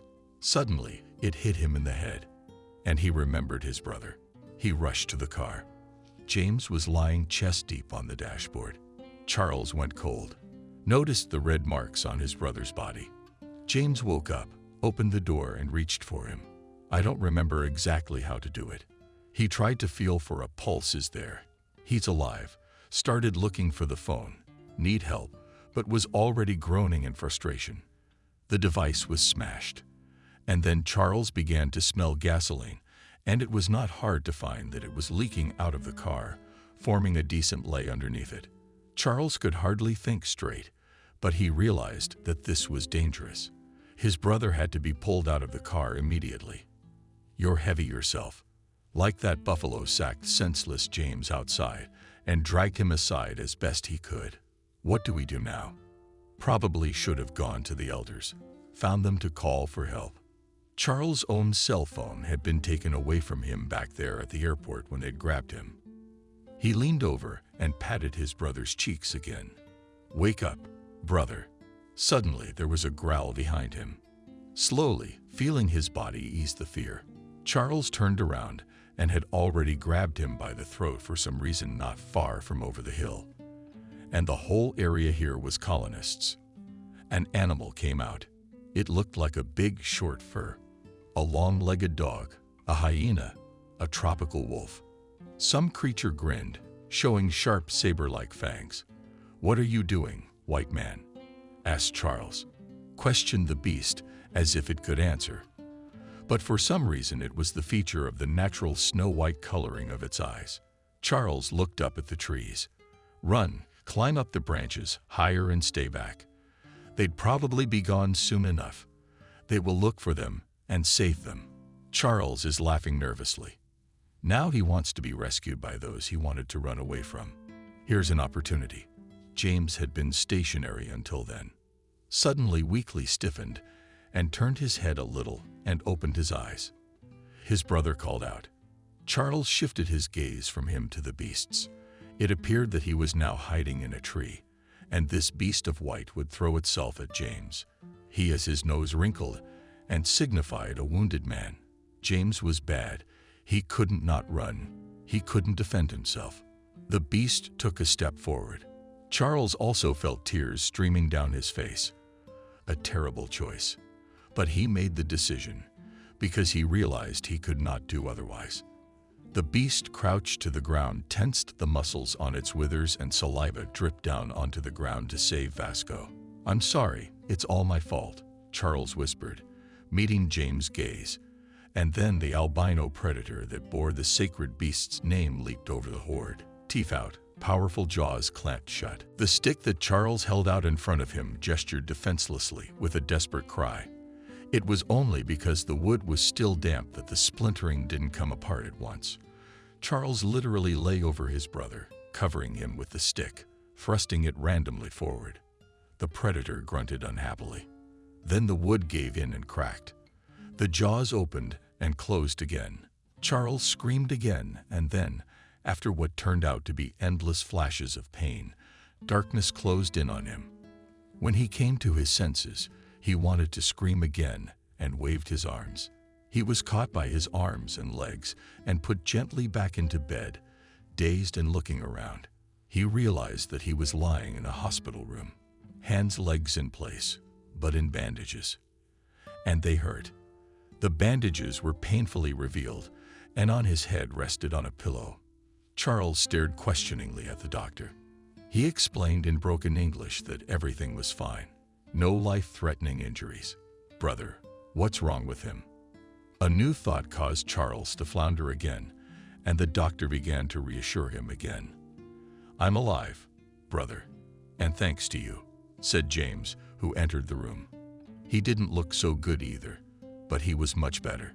It was only in the next few minutes that it became clear that they had been found quickly. Before the car had collapsed, James had managed to press a button, transmitting a distress signal. The attacking animal turned out to be a rare-looking hyena, an old male and hunter, the leader of the pack. "We were lucky he was out hunting alone that day for some reason." "Yeah, lucky," agreed with my brother, and Charles showed up. "He's gonna be sore for a long time. I can feel you saving me." And Charles didn't say anything back, but it was just something he couldn't say otherwise. And then James said she made him forget about the pain. And it turned out that the elders declared what happened was the intervention of higher powers. The fact was that for the last half-century hyenas had not attacked people, and besides, albino, and among them local cultures, were considered sacred beasts at all times. They were symbols of the deity of vengeance. The elders decided that attacking you was a sign that the island had caught up with you and punished you for the atrocity you had committed. But you're innocent now. What? Are you saying there'll be no more branding? Now you must appear at the emperor's reception. Yes, our ruler prefers to call himself that. What if I don't want to?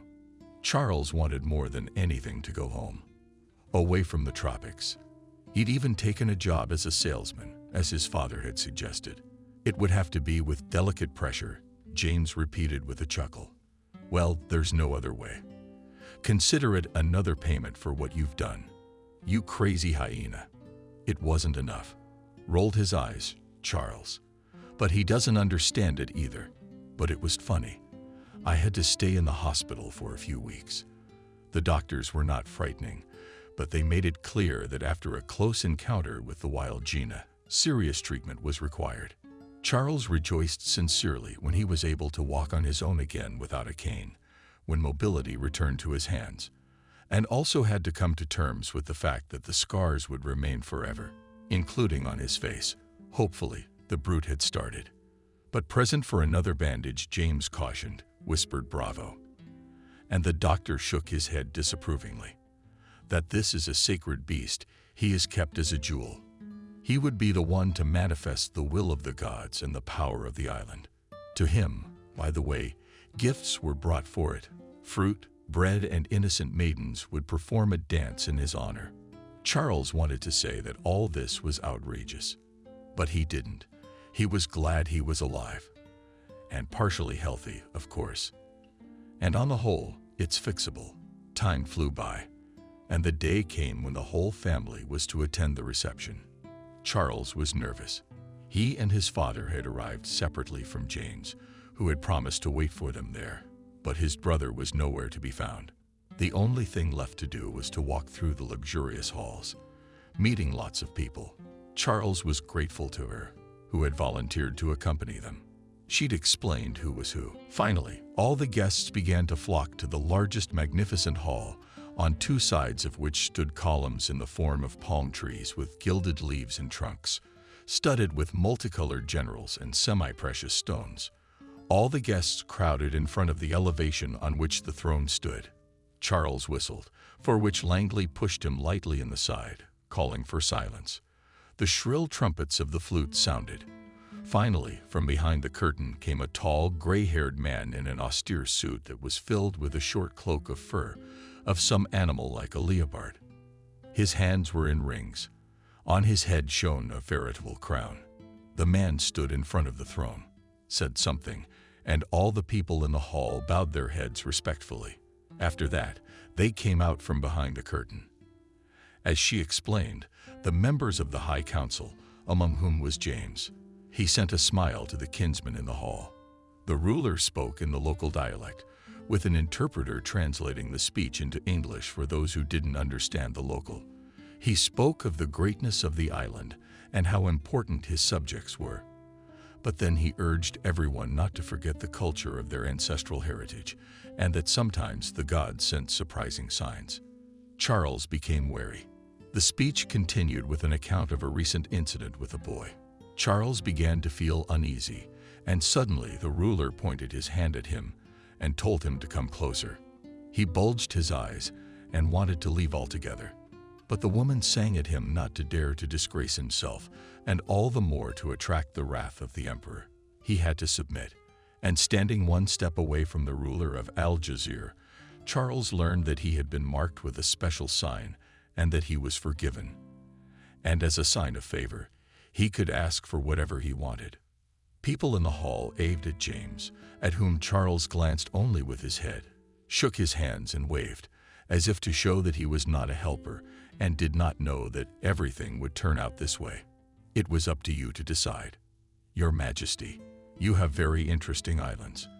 The nature is beautiful, though not safe in some places. Perhaps you'd better not take tourists there, even if they don't usually bite. James made a frightened face at Charles not paying attention. I'd like to go back to my place more than anything. You know, there's a saying that it's good to be a guest, but home is better. James, my brother, he's made his home here, and I understand that he's decided to live here.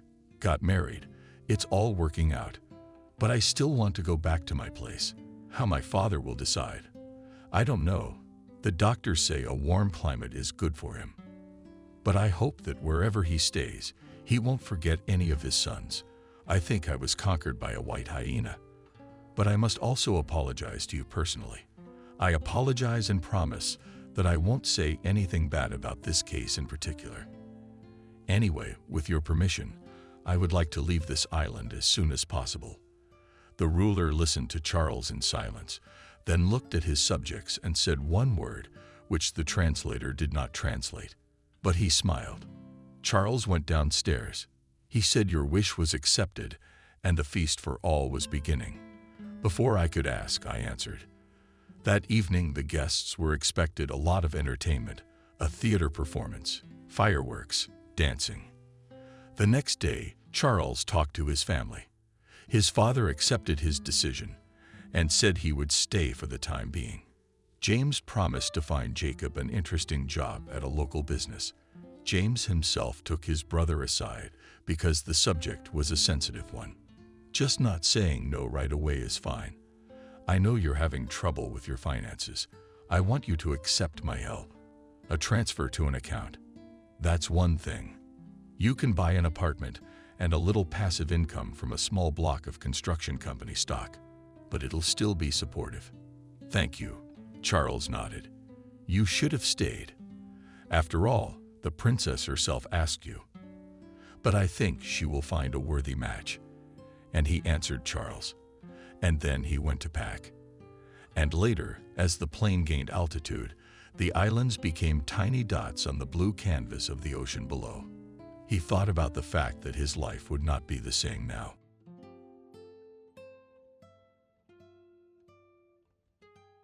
Subscribe and click the bell.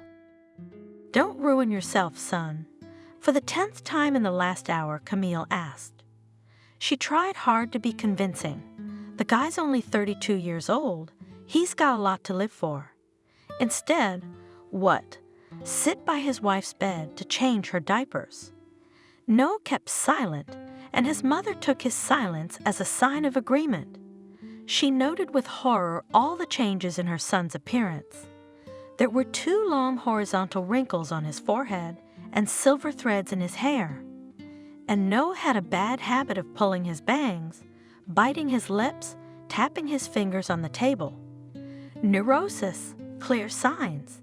And all this he no doubt owed to his reclining wife. Who can argue that Adriana is a good wife? Camille went on, hoping that with a little more time, she would be able to get the stubborn man to agree with her arguments. Well, she was a good wife before, you know. Well, you cannot live forever with memories, was and resurfaced. And you look at her now, she is like a plant. The doctors say there's hope, said Noah, clearly immersed in his thoughts.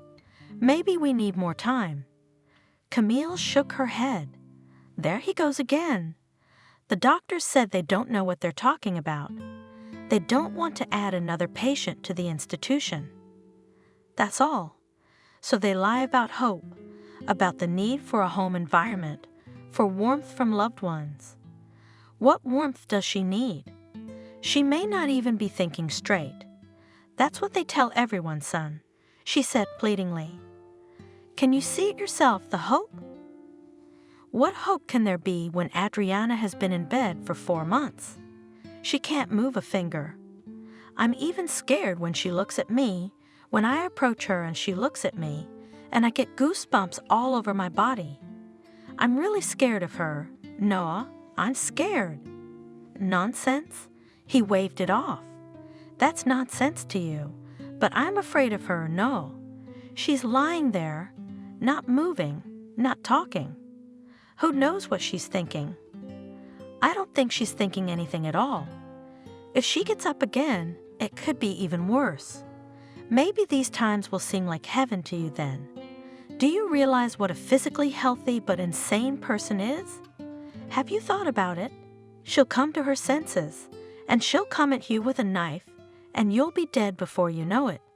Who will she stab? Noah replied irritably, Mom, you talk, but don't talk too much. What makes you think she's insane? What are you, a doctor? He realized that his mother was just trying to persuade him, and that's why she didn't know what she was saying. But there are boarding schools for people like her. They have professional care, much better than yours. And doctors are there to help you if you need anything. Do you know how much a boarding school costs? Noah asked. With care and everything.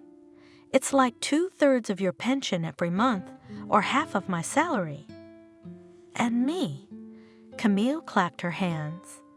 I've got it all worked out. We'll rent out your apartment and you'll move in here. That's the money to pay for it. You'll visit her every weekend, and of course, when and if her condition improves, and if she turns out to be mentally fine, we'll take her back right away. I'll go, Mom, he said, standing up. Adriana, it's time for your medicine. Good night.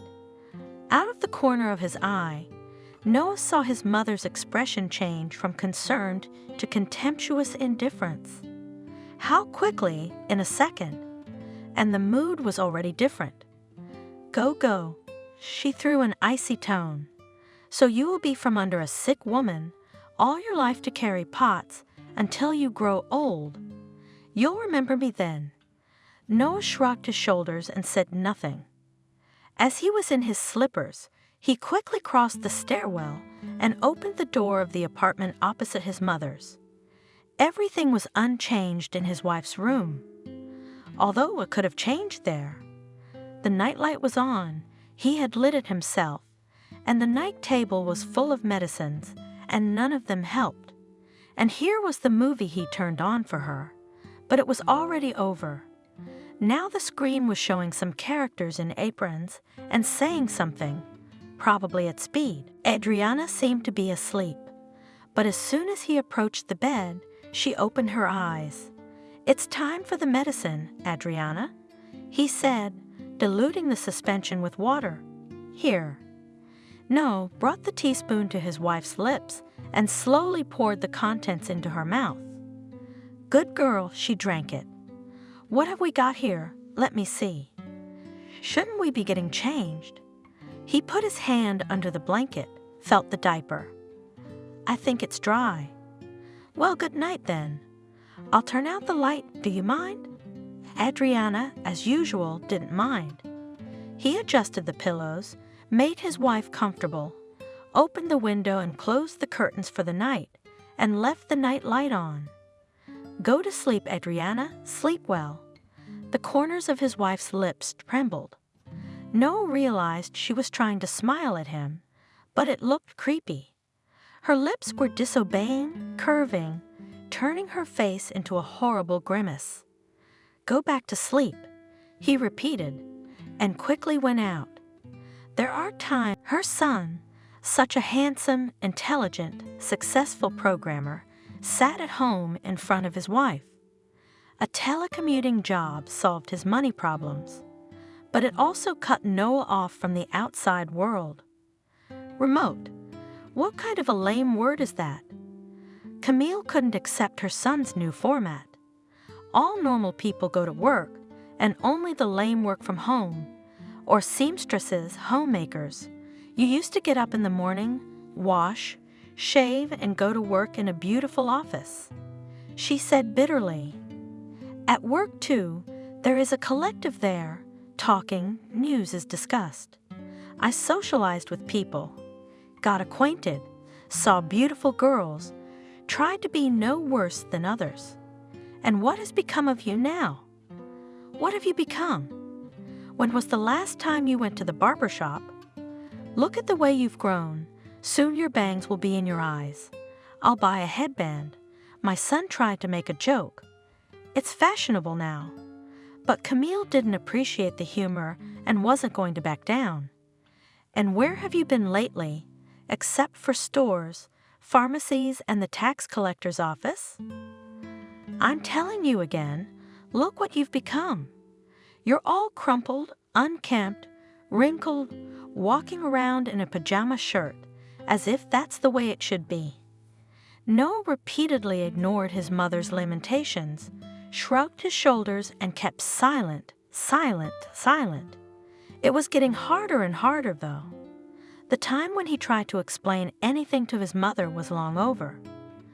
Camille refused to understand that Adriana needed constant care, and it wasn't caprice, whim, or pretense that her son really didn't care about hairdressing, that he's not interested in cultural events, and the pajama shirt turned out to be a surprisingly comfortable thing, especially when looking after a bedridden patient, that he has to change diapers and feed his wife mashed potatoes in a tuxedo. "Mom, I live my life the way I'm comfortable," he said, "with this remote job, with this outgrown hair, and this pajama shirt that suits me just fine. I'm comfortable with everything, so don't start. You look 20 years older. So what?" At this point, Mom usually let out a long sobbing sigh and covered her face with her hands. Noah silently looked at her smooth, well-groomed hands, her fingers with a fashionable manicure, a ring with a transparent stone on the ring finger. "I wonder if it's a diamond or just glass?" he wondered to himself. "Are you even listening to me?" Tragically exclaimed his mother. I am. I gotta go, Mom." Sometimes Noah regretted that he had bought an apartment in the same building as his mother. He couldn't talk himself out of it by being busy and visiting less often. She'd come herself, and that would be a real shame. Back in the good old days, before Adriana was on her feet on the bus, Camille liked to cluck her tongue at the sight of an unwashed cup in the sink, or find a speck of dust and shake her head disapprovingly. She had spent her whole life striving for perfect cleanliness and had managed to annoy her family quite a bit. Any party, walk watching a movie, Camille invariably preferred cleaning. "A woman should be a great hostess," she repeated. "Otherwise, what's the point of her?" And what happened when she found out that Adriana occasionally ordered takeout? "Oh, what a rage! It's full of chemicals, son," she cried. "Your wife wants to poison you." Then Noah laughed. "Mom, people all over the world use delivery, and there's nothing wrong with it. Restaurants themselves have no interest in their customers getting food poisoning. After all, it's a stigma on their business reputation. On the contrary, they try to make sure that everything is delicious so that people become regular customers. Is it hard for your wife to cook?" Camille asked sternly. "What kind of wife is she then? When we lived with your father, I worked and raised you, and every day I have cleanliness, cooked, baked goods are always on the table, and for lunch always first, second, everything as it should be. Yes, if you want to know, no, if a woman has guests and she has nothing to serve for tea, she's not a hostess at all. That's the way it used to be, Mom. Her son persuaded her. And now the time is quite different. And then what difference does it make? A mistress is not a mistress. What's this? Some kind of competition? Would you refuse if you were offered to unload the household, that the vacuum cleaner itself rolled on the floor and dusted, that the dishes machine washed, and delivery brought delicious food directly home? And she would refuse, crying, "Mother, because I'm not some lazy. I even always clean the floors myself with my hands. A mop is still not properly cleaned." Her grandmother called her not a mop, but a lazy girl. And I also took good care of myself. I had time, with a dress and a hairdo. And your Adriana, God knows what she wears, puts her hair in a bun and goes to work. Adriana is a rock climbing instructor. My son reminded me. At her job, she's comfortable in gym clothes. How's she gonna wear a dress on the climbing wall? Think about it. And who needs a hairdo? Not the kind of wife I wanted for you.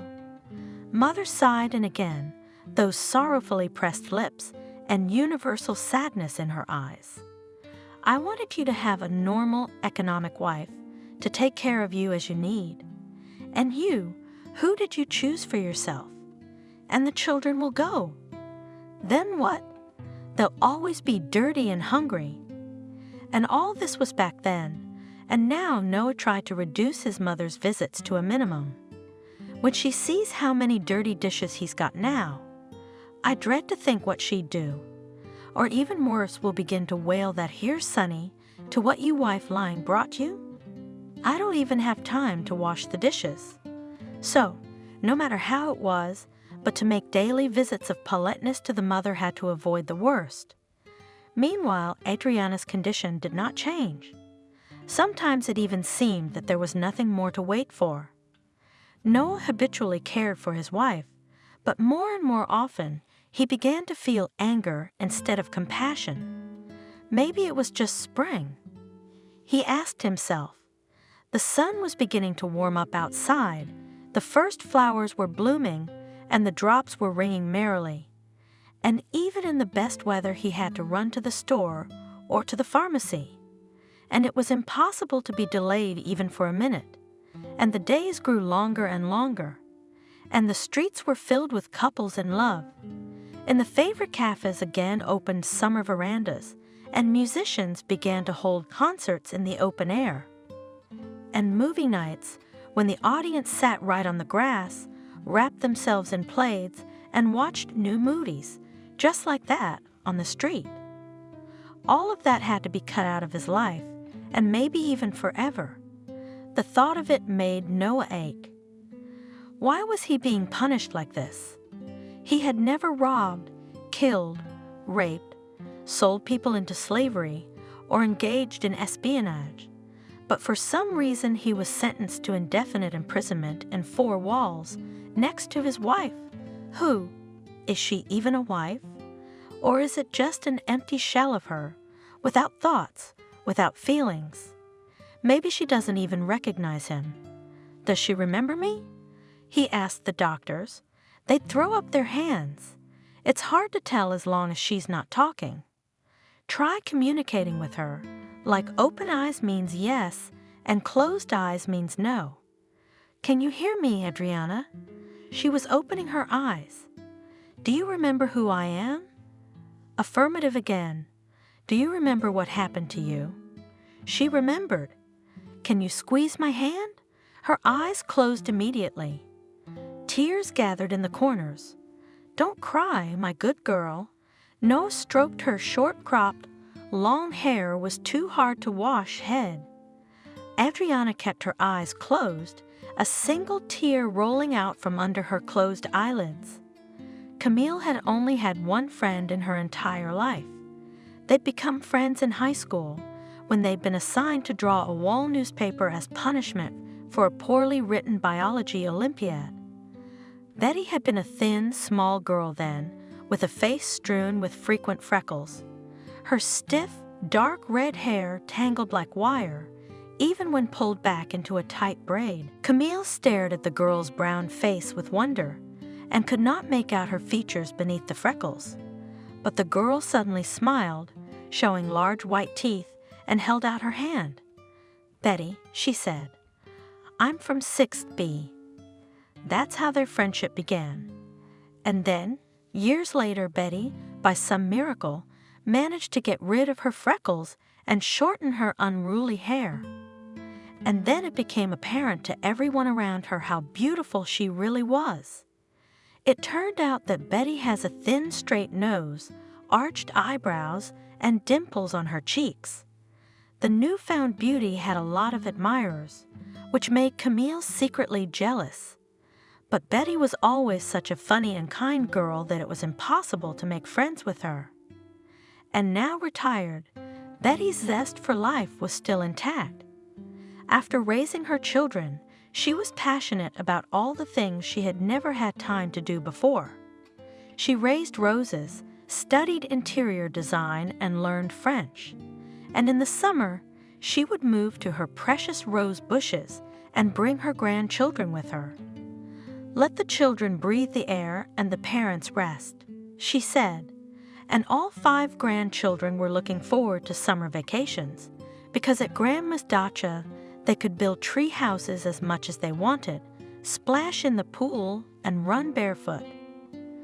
Camille, looking at her friend, often thought that they were very different, and it is unclear what brought them together.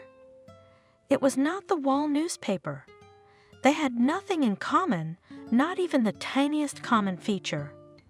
Betty had a chemistry and biology degree and a passion for work.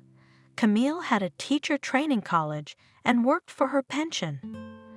Betty coped with household chores all her life jokingly and could, if she was very tired, go to bed without washing the dishes or wiping the dust, and instead go for a walk with her children, and then with her grandchildren, or even just lie around reading a book. Camille has always had a cult of cleanliness and order. She wouldn't sit down to watch TV until everything was sparkling. Betty was also easy on men. After her divorce from the father of her boys, she had had plenty of affairs, but she wouldn't bring a strange man into her children's home. I have enough of my own family. She laughed in response to her friend's indignation. There are children. That's what's important. They are my family. To burden herself with a man, no. I want to decide for myself where I live, how, when to rest, when to eat, sit down, and what to spend money on. Yes, they had nothing in common, but now Camille was going to Betty, even though she didn't know why. Whether to ask for advice, or what's going on at Noah's? Betty asked, putting a huge dish of hot cakes on the table. So right with jam, left with carrots, meat looking right at you. So, how are your young ones? Any better? No way, Camille sighed sorrowfully. Listen, she asked with horror, looking at the mountain of pies. Where do you get all these pies, Betty? And how do you eat so much and not get fat? My friend shrugged. Why do I have to eat everything? I treat everyone, neighbors, acquaintances, guests, even go to the market sellers. Acquaintances also treat always. They are all day at the counter tired. I just don't know how to cook little by little, so I give away the extra. You're lucky, aren't you? I have nothing but grief, Betty. Is Adriana worse? Betty frowned. Hey, why don't I ask my sister-in-law? She's at this new clinic, working with this doctor. Anyway, he says he's on the verge of genius. Have her take a look at Adriana. Maybe she can give you some advice. No one's ever seen her before. Camille dismissed her. Everyone just kept saying one thing. Let's be optimistic. We must hope. Don't despair. Repeating and repeating. That's good, isn't it? Betty said, nibbling on a strawberry shortcake with gusto. It means she'll get better, little by little. Camille shook her head. I don't believe it, she said quietly. When they brought her in, she's just lying there like a steak. No tiptoes around her, and his hair's even thinning, Betty. Can you believe it? He's in his 30s, and he's already balding and graying. What's wrong with that? Well, it's a common problem with men today. My friend smiled. They're balding early now. Yours is still early. Some are as bald as a knee at 25. Camille, not listening, continued. And I don't understand what he eats when everything. His whole life is subordinated to Adriana. He has to wash her, feed her, give her medicine. The nurse comes to give her shots and drips. How much money does it cost? I'm not even going to tell you. My son lives according to her regimen, and she's not even alive. A living thing can't exist on the regimen of a non-living thing. She's taking the soul out of my boy. If I understand you correctly, said Betty, are you saying that Noah needs to rest? But that's a perfectly normal thing to do. Hire a nurse, and he can go somewhere, get away for a while. And you're around to see that Adriana is looked after properly. It's no big deal. I don't see any problem. He doesn't want to go anywhere. He sits with that woman all the time, as if someone had chained him up. He's like an automaton, washing, feeding, changing, dressing, and everything in a circle. His wife is not a stranger's aunt, and the doctors say so. So what if she's a wife? Camille almost screamed. That love is enough for 6 months. And then what? Give, bring, earn. I don't know. They're in love, you see. I was against this wedding right away. You saw her, she was lazy, cooking every other day. And me. Betty smiled. It's a modern fashion. I even like it. It's you and me, as on stilts, on heels clomped, and in winter and summer, and their blouses with ruffles ironed, these skirts, and they have freedom. You can wear sneakers and a hoodie all year long. Walk as you please, no one will say a word. And about cooking, they don't bother, and thank God. And you remember how we received guests and salad, and hot food and appetizers. And then there's the cake, and the guests would leave, and you'd be washing dishes till night. Oh, how I remember. And they will order pizza and sit, chatting. The table is set, and do not evaluate, do not lay on the food. They're there to talk, not to eat. I think that's great. I'd rather they take a walk than cook for 3 days. Oh, Betty, how indifferent you are as a mother to your children. Do you like the fact that your wife doesn't look after your son properly? I'd never thought about it. My friend snorted and reached for the next pie. Both my sons are independent. Why should anyone take care of them? They'll look after whoever you want to look after them. So much so that you won't wake up until after the 3rd child is born. Betty laughed. very pleased with her joke. Camille was silent. She had been wrong to start this conversation. Betty would never understand. She was all about modern trends. Freedom from kitchen slavery, hard labor, cleaning, and all that.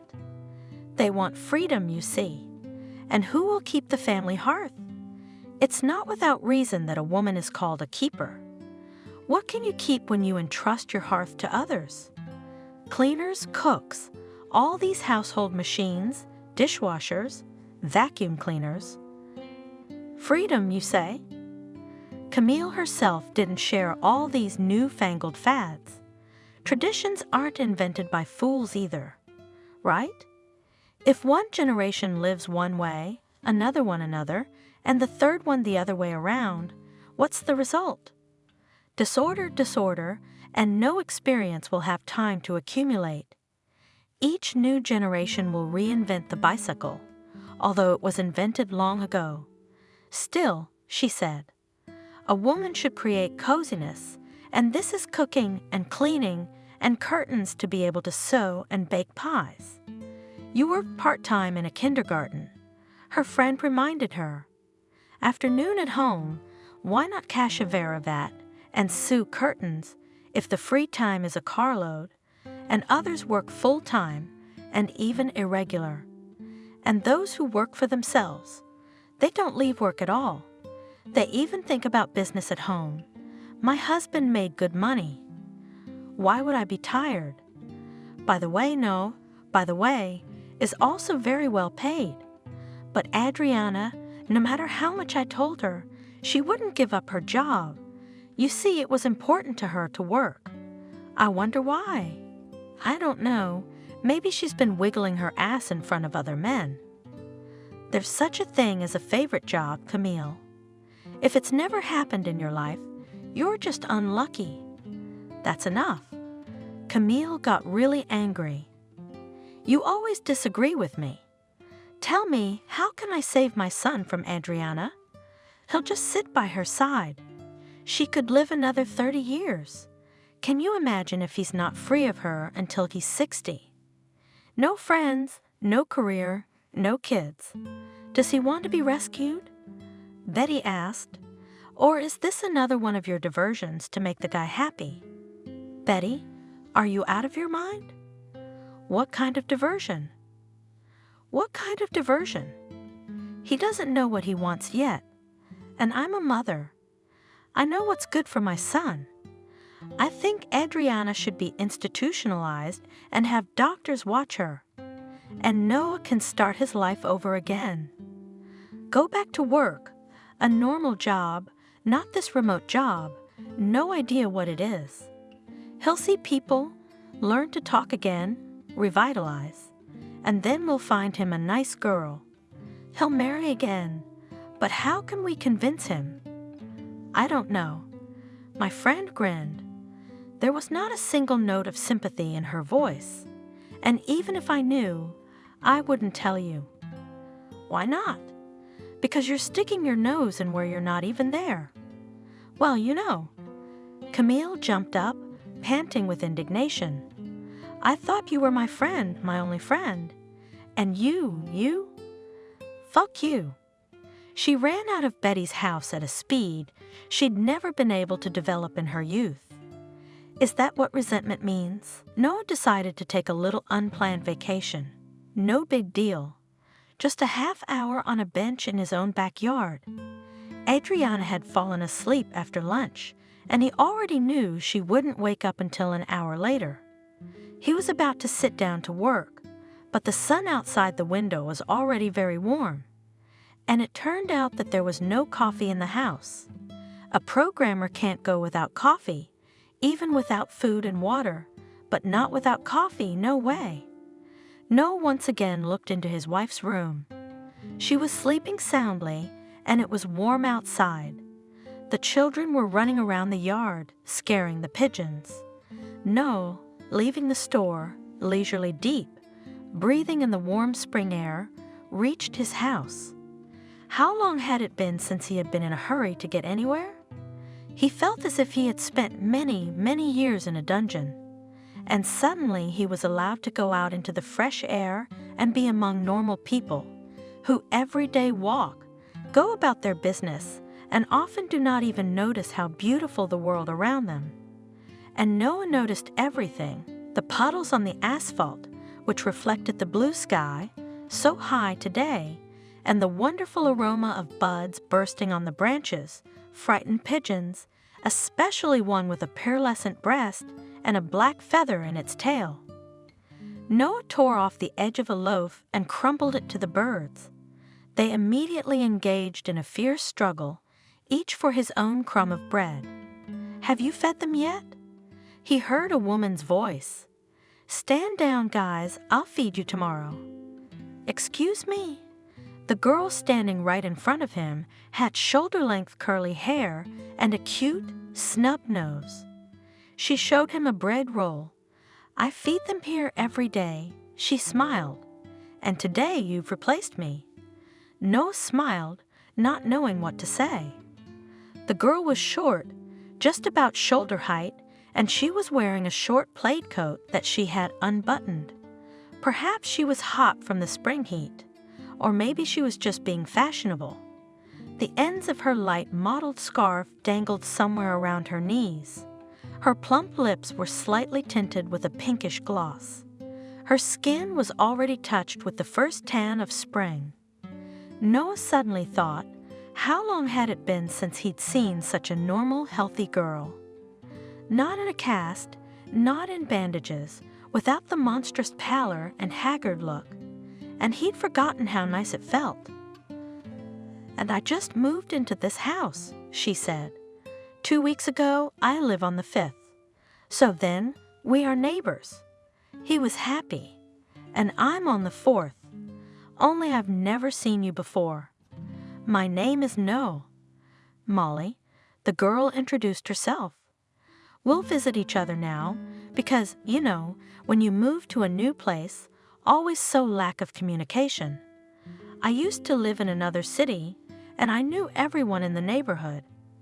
Everyone used to come to my house for tea, and so did I. I haven't settled in here yet. It's a bit boring." Yeah, he was confused. It was time to go home. Adriana must be awake by now. "Yeah, I know what you mean." "No." Camille, carrying a bag from the nearest supermarket, came rushing across the yard, her smile bright.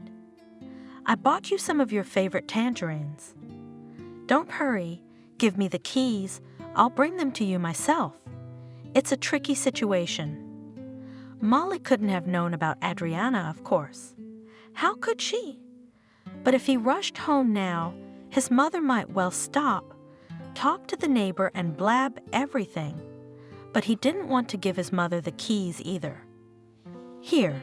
He made up his mind and took the keys out of his pocket. His mother, smiling contentedly, entered the entryway. "That's good. Let the boy talk a little more with the pretty neighbor." Noah and Adriana's apartment smelled of medicine, and there was a peculiarly unpleasant silence, the kind of silence that only happens in homes where there is a seriously ill person. And of course, there was no coziness at all. The windows were unwashed, the curtains had not been washed for 6 months, and how many dishes were dirty? It's just awful. Poor Noah. He's so exhausted with Adriana. He can't think of home. Camille put the bag on the table, put out the tangerines, and put the kettle on. When Noah comes, at least he'll have a hot cup of coffee. She looked into Adriana's room. Of course, everything was furnished to the highest standards: an orthopedic bed, a drip stand, a nurse coming in every day, a bedside table with medicines. On the wall hung a large TV on the back of the bed towel, in the dresser stock of diapers, disposable diapers, and wet wipes. And the sleeping Tsarevna herself was washed and in a clean nightie. It was like a deluxe room for VIP patients. Yes, no, the poor man spares no effort, everything for his wife. Where can he think of himself? And his wife is a vegetable. and she's neither better nor worse. Camille suddenly felt such a rush of hatred for this mutilated woman that she was afraid of herself. She caught herself looking at the pillow and thinking that it would be as easy as putting it on Adriana's face and then leaving the apartment as if nothing had happened. I wonder how long it will be before she suffocates. Adriana, awakened by her mother-in-law's gaze, opened her eyes. They were colorless, not alive, like a doll's. What is she looking at? Are you still breathing, Deck? Camille hissed, leaning in close to the woman's face. You're still breathing, I see, lying there spitting at the ceiling, while Noah works for you every day like a damned man. Who was it that sentenced him to you? Adriana could answer nothing, but it seemed to her mother-in-law that something flashed in her eyes. Astonishment, fear, resentment. Listen to me. Straightened up, Camille. I do not wish you harm, as well as good in general.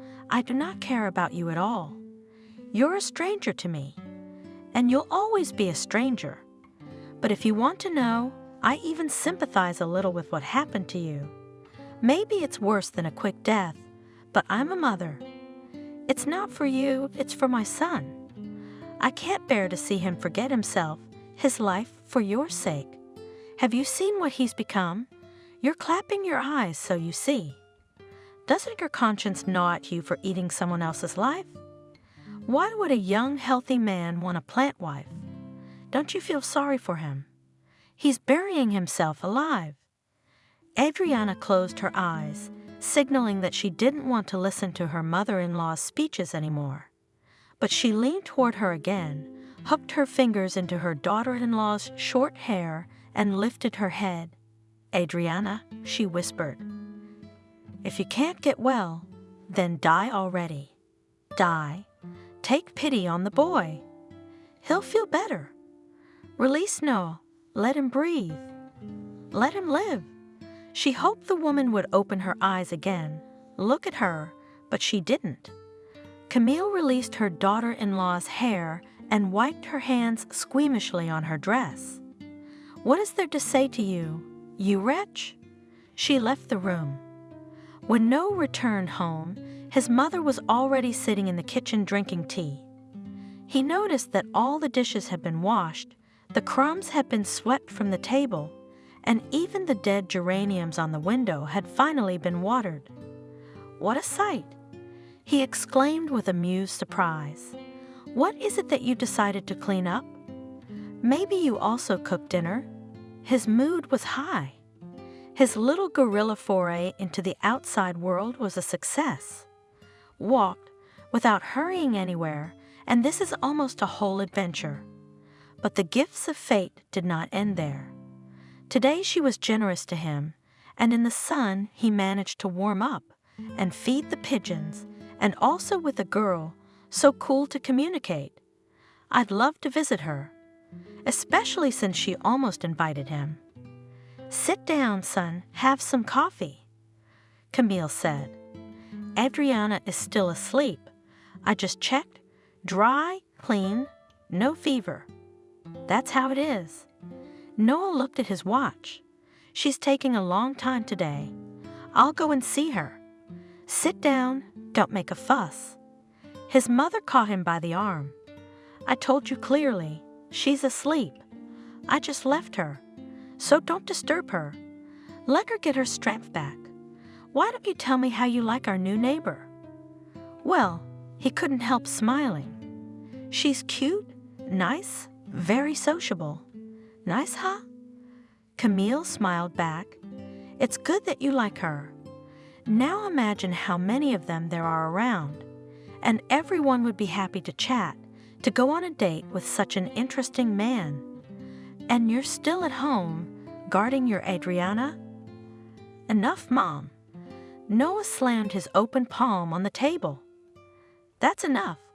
And thank you for the tangerines and for cleaning up too, but I don't have time. Adriana needs to be fed soon, and we'll probably have guests tonight. So I'm sorry. I'm busy. Come on, son. Don't be nervous. Mother got up from the table. I'm just leaving. What kind of guests are you having? Do I know them?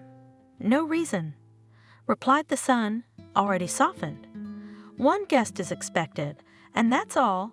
Adriana is a friend. Kathy is her name. She's a hairdresser. She used to do Adriana's hair and makeup. She called today, said she's gonna be in our neighborhood tonight to check on us. So I don't have much time. I have to. I'm going. Camille calmed him down and went out into the corridor. The keys are on the table. Bye. As soon as she was home, Camille grabbed a stool and placed it by the front door. Her plan of action was simple and therefore ingenious. Back there, in Noah's kitchen, Camille had realized what she should do. Now all she had to do was wait a little longer. As soon as she heard footsteps on the stairs, she would look through the peephole. Not to miss Kathy. It was a long wait, at least an hour. Camille tried to stretch without moving away from the door, so as not to miss her friend Adriana. There was always the option of intercepting her on the way back when she was leaving the apartment, but then she would probably be in a hurry. And Noah, a well-mannered boy, would be sure to see her off if the hour was late. There are too many complications. It would make much more sense to catch Kathy up now, on the way to visit. It wasn't until 6:00 p.m., when an unfamiliar lush-haired brunette appeared on the floor, that Camille realized it was time. She, trying not to make any noise, opened her door and called out softly, "Kathy?" The stranger turned around. "Good evening. Do we know each other?" "Not yet." Camille smiled. "You see, I'm Noah's mom. Could you come in for a moment? I just need to discuss something." "With me?" "Yes, Kathy, with you." Come in, please. It won't take long at all." Okay.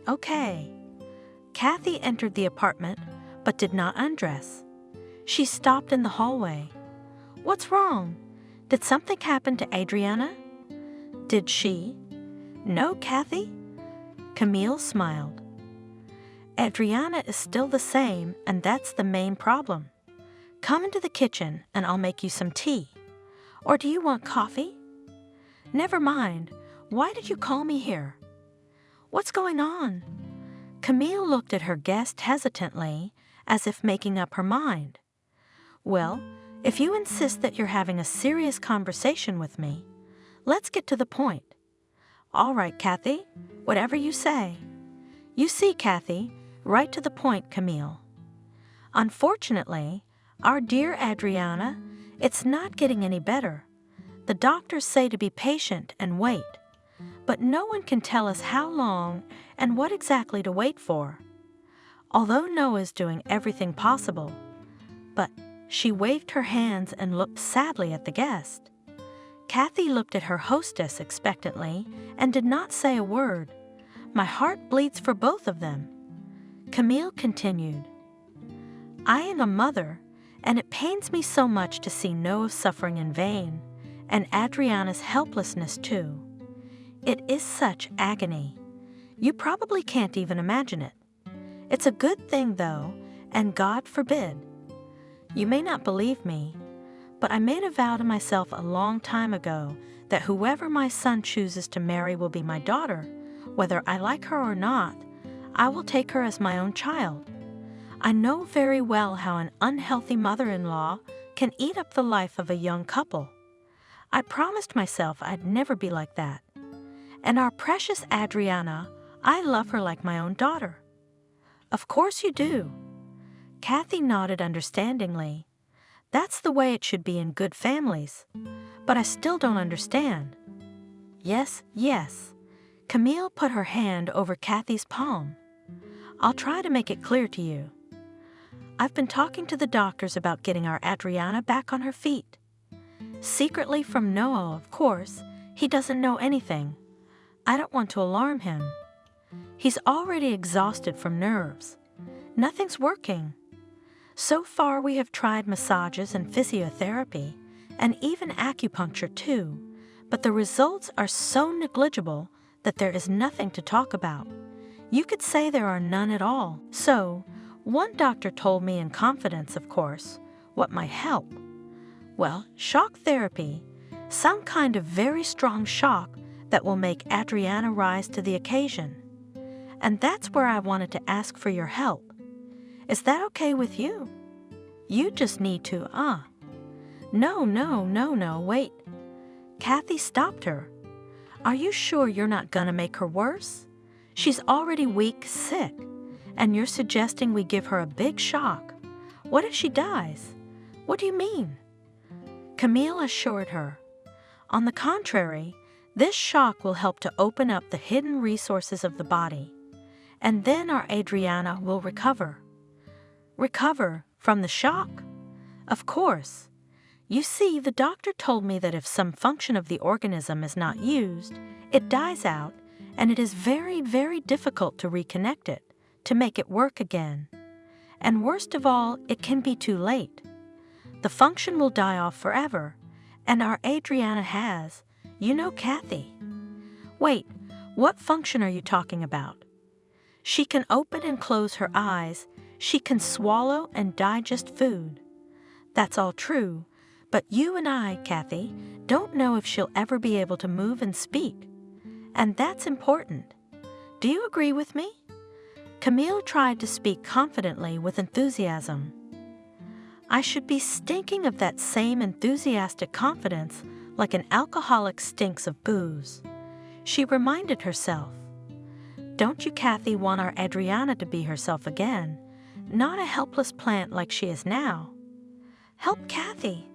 Noah won't hear of any such thing. And this may be our only chance. Can it not be taken? Kathy, still looking at her mistress suspiciously and anxiously, sighed. What did you come up with? Tell me. I bought it. Camille rejoiced inwardly. I should still have entered the theater. I'm an even better actress than the others. So that the shock therapy would work, she began. The patient must be affected.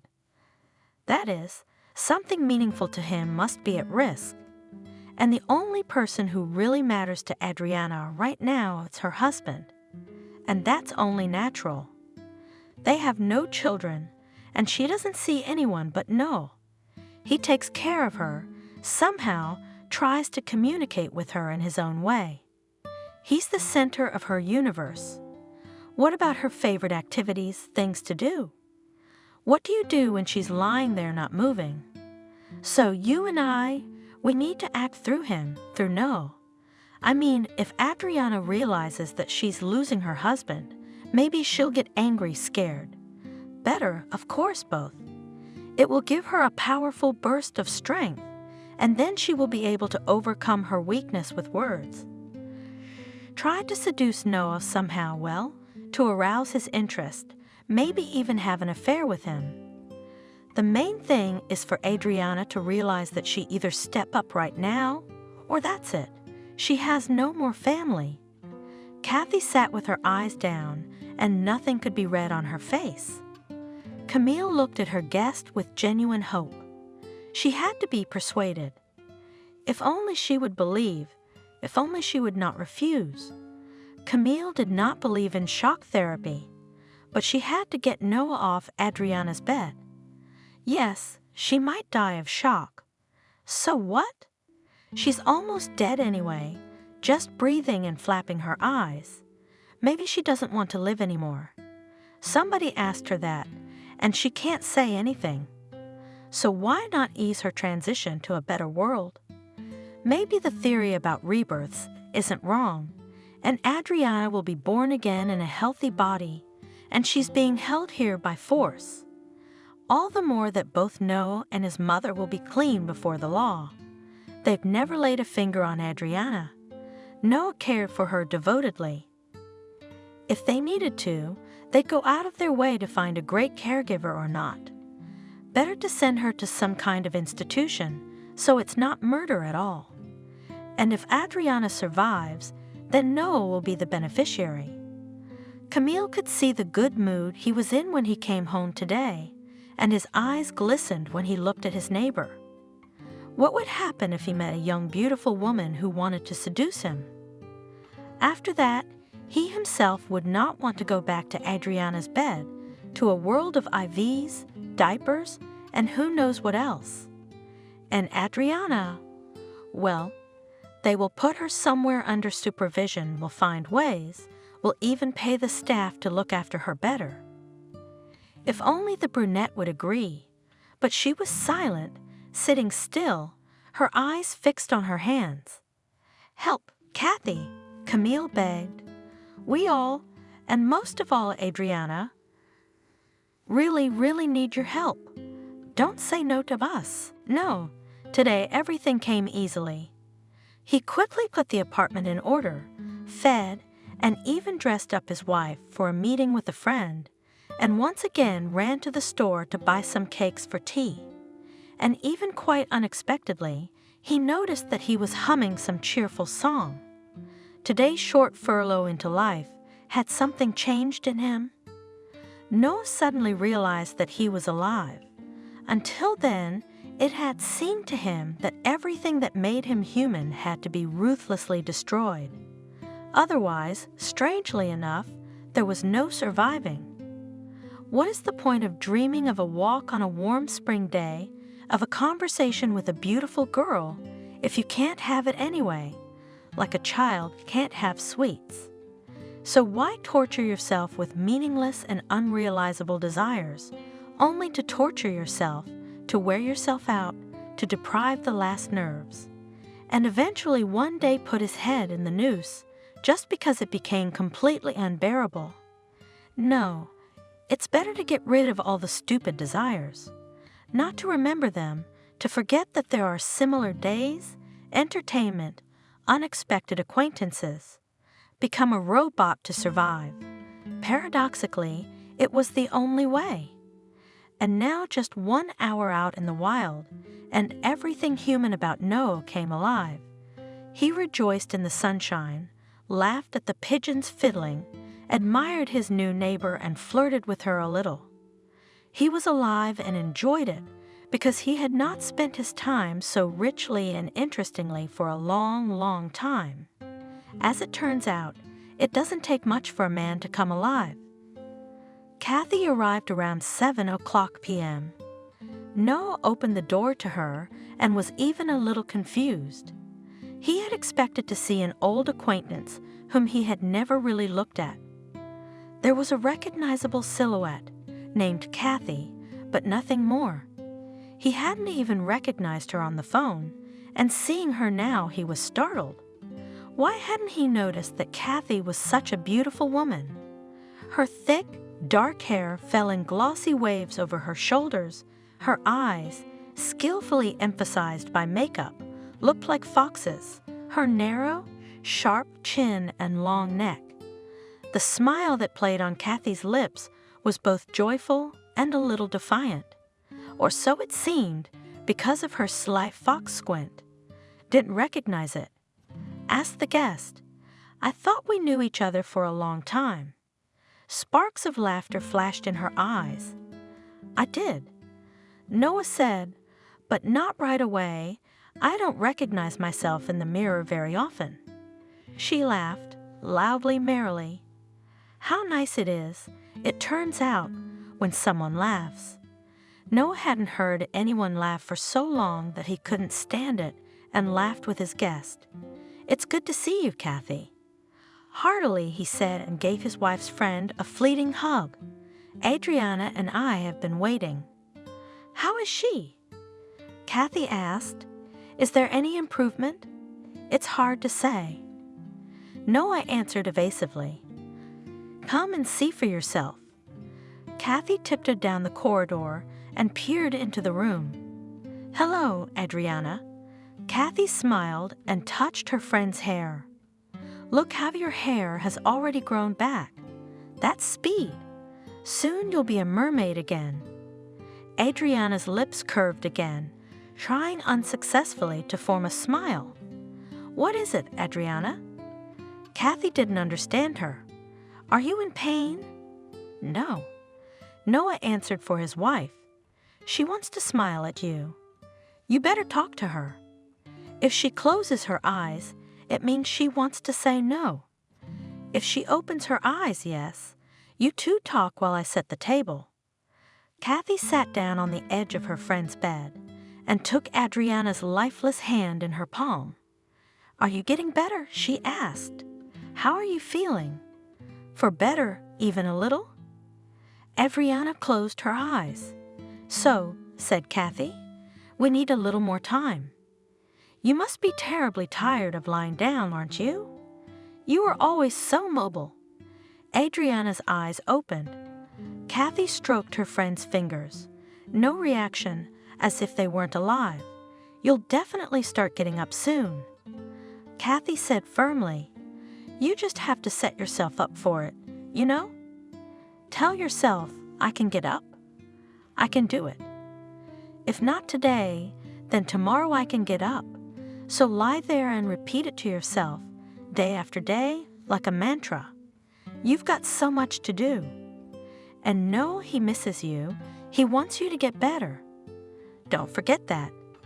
Make sure you get well, and remember that it's half up to you. Adriana tried to smile again. Can you try moving your fingers? Kathy asked her. Let's try. 1, 2, 3. Eyes closed. Are you tired? Do you want to sleep? Eyes open. Good, then go to sleep. I'll sit in the kitchen and talk to Noah. Noah was already pouring tea into cups. On the table there was a dish with cakes and a vase of Mom's tangerines. Even a small bunch of fresh flowers in a cup, for the sake of living in beauty. It's just a holiday. Do you like the flowers? Asked Noah.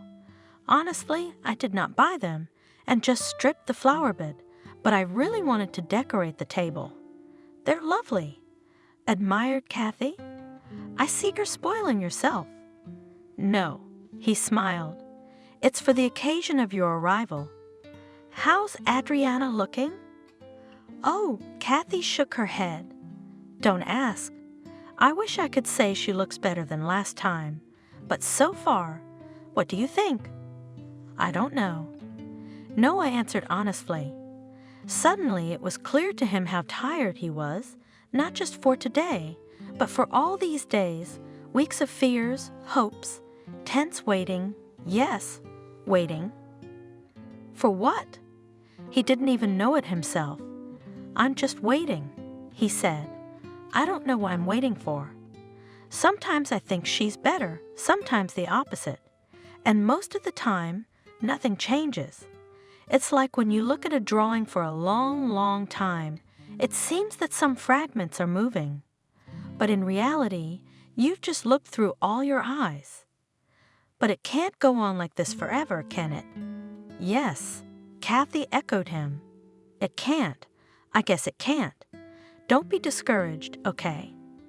Maybe you just need a little rest, and then you can get back into the fight. You can get discouraged when there's hope. He grinned. I've given up hope a long time ago. It's the same. But if hopes are not justified, it's even worse. Then it's the end, you know? Well, drink your tea. I've made you very busy, but I didn't mean to. I just don't have anyone to talk to. You know, she's up. I completely forgot. I have to go to my place. Why don't I at least walk you out? Noah offered. He knew Kathy just wanted to get out of that apartment. From him, from Adriana, from the whole atmosphere of sickness and hopelessness. But he wanted to be with her a little longer, next to Kathy or neighbor Molly, any girl who was free, moving, fixing her hair, laughing, talking. He looked into his wife's room and made sure Adriana was asleep. Shall we go? He said, helping Kathy put on his jacket. I'll tell her that you said goodbye and that you said hello, but I'll tell her everything else too. That I wish her not to give up. Kathy reminded her. I'll tell her that too. Come on. The evening was warm, and yes, what's no? There were no words. They ran out, ceased to exist, scattered into letters. He reached out and touched her hair. It was soft, warm, beckoning him to snuggle into it and fall asleep as if hypnotized. Noah took another step and tilted his head, touched the woman's neck with his lips. The skin was so warm there, and he could feel her pulse with his lips, and the scent of perfume grew darker and brighter.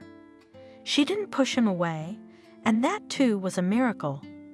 A woman, warm, alive, very near.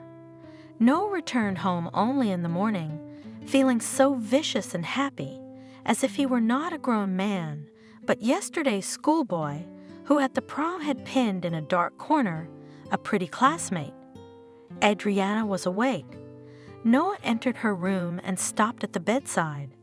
The traffic was blocked. He said, guiltily smiling, "Had to walk and then back." No, it wasn't. He sat down on the bed and looked his wife straight in the eyes. How beautiful they used to be, huge, blue, smiling. They must have been the ones he had fallen in love with once upon a time. Blue, full of happiness, Adriana's big eyes, he drowned in them and didn't want to swim out. And now they seem to have faded and become unappealing. What does illness do to a man? "I've come to tell you I'm leaving you, Adriana. I'm sorry. I know it's not your fault. I know it's not your fault at all. But I'm tired. I don't have any strength left. With you, it's like I'm becoming like you. Today I realize that I'm still alive. Alive, you know? I want to live, Adriana, and that's why I have to leave." No didn't ask to be let go. He just told his wife everything that was on his heart, and for some reason it made him feel better. "Don't worry, you won't be alone. We're looking for a well-cared-for boarding house for you, with the best doctors and nurses. You'll live there, you'll be cared for, and there will be lots of other people there. You won't be as lonely as you are here. Maybe you'll even get better faster. Because who knows, maybe I'm just making you worse with my stupid nursing. I'm not a nurse. I don't know the ins and outs, and you're just suffering. You shouldn't be at home. We'll find a good boarding house, I promise you that. With a garden, with clean and bright rooms, and the food will be delicious. No offense, Adriana. It's just that I can't take it anymore, and I'm torturing you and myself. Do you want me to hate you in the end?" Adriana closed her eyes. "Well, that's good," he said and stroked his wife's head. "Good girl. I had no doubt you would understand. That's right. Now I'm going to go pack. You'll have a nurse at first until we find you a boarding house." Camille was celebrating her release. On such a happy occasion, she decided to forgive her friend Betty for her insensitivity, to visit and share her happy news. On her way to her friend's house, Camille bought a cake. "That's it, Betty," she announced from the doorway. "Take the cake and let's celebrate. No more suffering, no. Do you have any wine? I could use a drink on such an occasion." But Betty, as usual, looked at everything in her own way and asked unpleasant questions. "So you brought the cake to celebrate what? Explain it to me, because I'm still not getting it. Betty, where did you get that lingo from?" Camille was outraged. It's silly and ridiculous to imitate young people at our age. We're going to celebrate the fact that everything is back to normal now. Adriana is in a boarding house. Noah is living with a new woman. Is that bad? Let's be happy about that. In other words, Betty clarified, we're celebrating the fact that your son ran away, left his sick wife, and found himself a new woman. Am I understanding you correctly? Camille wrinkled her nose. Betty, come on, stop it. Are you going to lecture me? What are you, a priest? Do you think it's better if my son sits around her his whole life? or has a stroke from overexertion and then either turns into a vegetable or dies at 35. Do you think that's better? I think, Betty clarified, better to wait for Adriana to recover. And the doctors told you with one voice that she was not hopeless, not to run to another skirt, who, by the way, is not very clever either. If your Noah ran away from Adriana, left her helpless and sick, then what if he won't run away from another one? A little fox like him rolls around all his life until he meets a fox, and you're still happy about it. You're not a mother, screamed Camille. You've had children, but you've never learned to be a mother, and you never will. You have no heart, because you have no heart. For a normal woman, a child is sacred. It must be protected. That's a must. Betty agreed. While it's still a child. Yours is all grown up now, Camille. And you haven't noticed. You've been running around, wiping his snot, and he's a grown man. For a mother, a child is always a child, a child. It's only different for people like you. You've raised him, and then you're on your own, like an animal, honestly. She fed it, taught it to hunt, and that's it, get out. But man is not an animal, Betty. Realize that at last. A man spends his whole life worrying about his children. And then, have you thought about such a simple thing as the continuation of the species? Even if Adriana gets up, there's still 1,000 questions about whether she'll be able to give birth. She's all beaten up, and a child must be conceived and carried. And if she does, will she have the strength to take care of the baby? Or do we put that on no, too? No, Betty. I look at you and I don't know what kind of friend you are to me. You're only trying to hurt my no. You've known him since you were a kid, but Adriana, that cripple, is nothing to you. And you're worried about her, not my son. Camille jumped up and ran for the exit. If I'm worried about Adriana, Betty said without getting up, it's because she's sick. She really needs help. Unlike your Noel, who is a healthy moose and a grandiose coward, and you're encouraging that cowardice in him. You don't know what motherly love is, shouted Camille back at her. Goodbye, friend. I've had enough. She slammed the door loudly in farewell. Fool. Betty sighed and took her cell phone out of her pocket. Hello, Wendy. Hello, darling. Wendy, remember you told me about that brilliant doctor you're working with now? I have a favor to ask you. Could he see a patient? Her family sent her to a boarding school, but there seems to be hope for her recovery. Please talk to him, darling.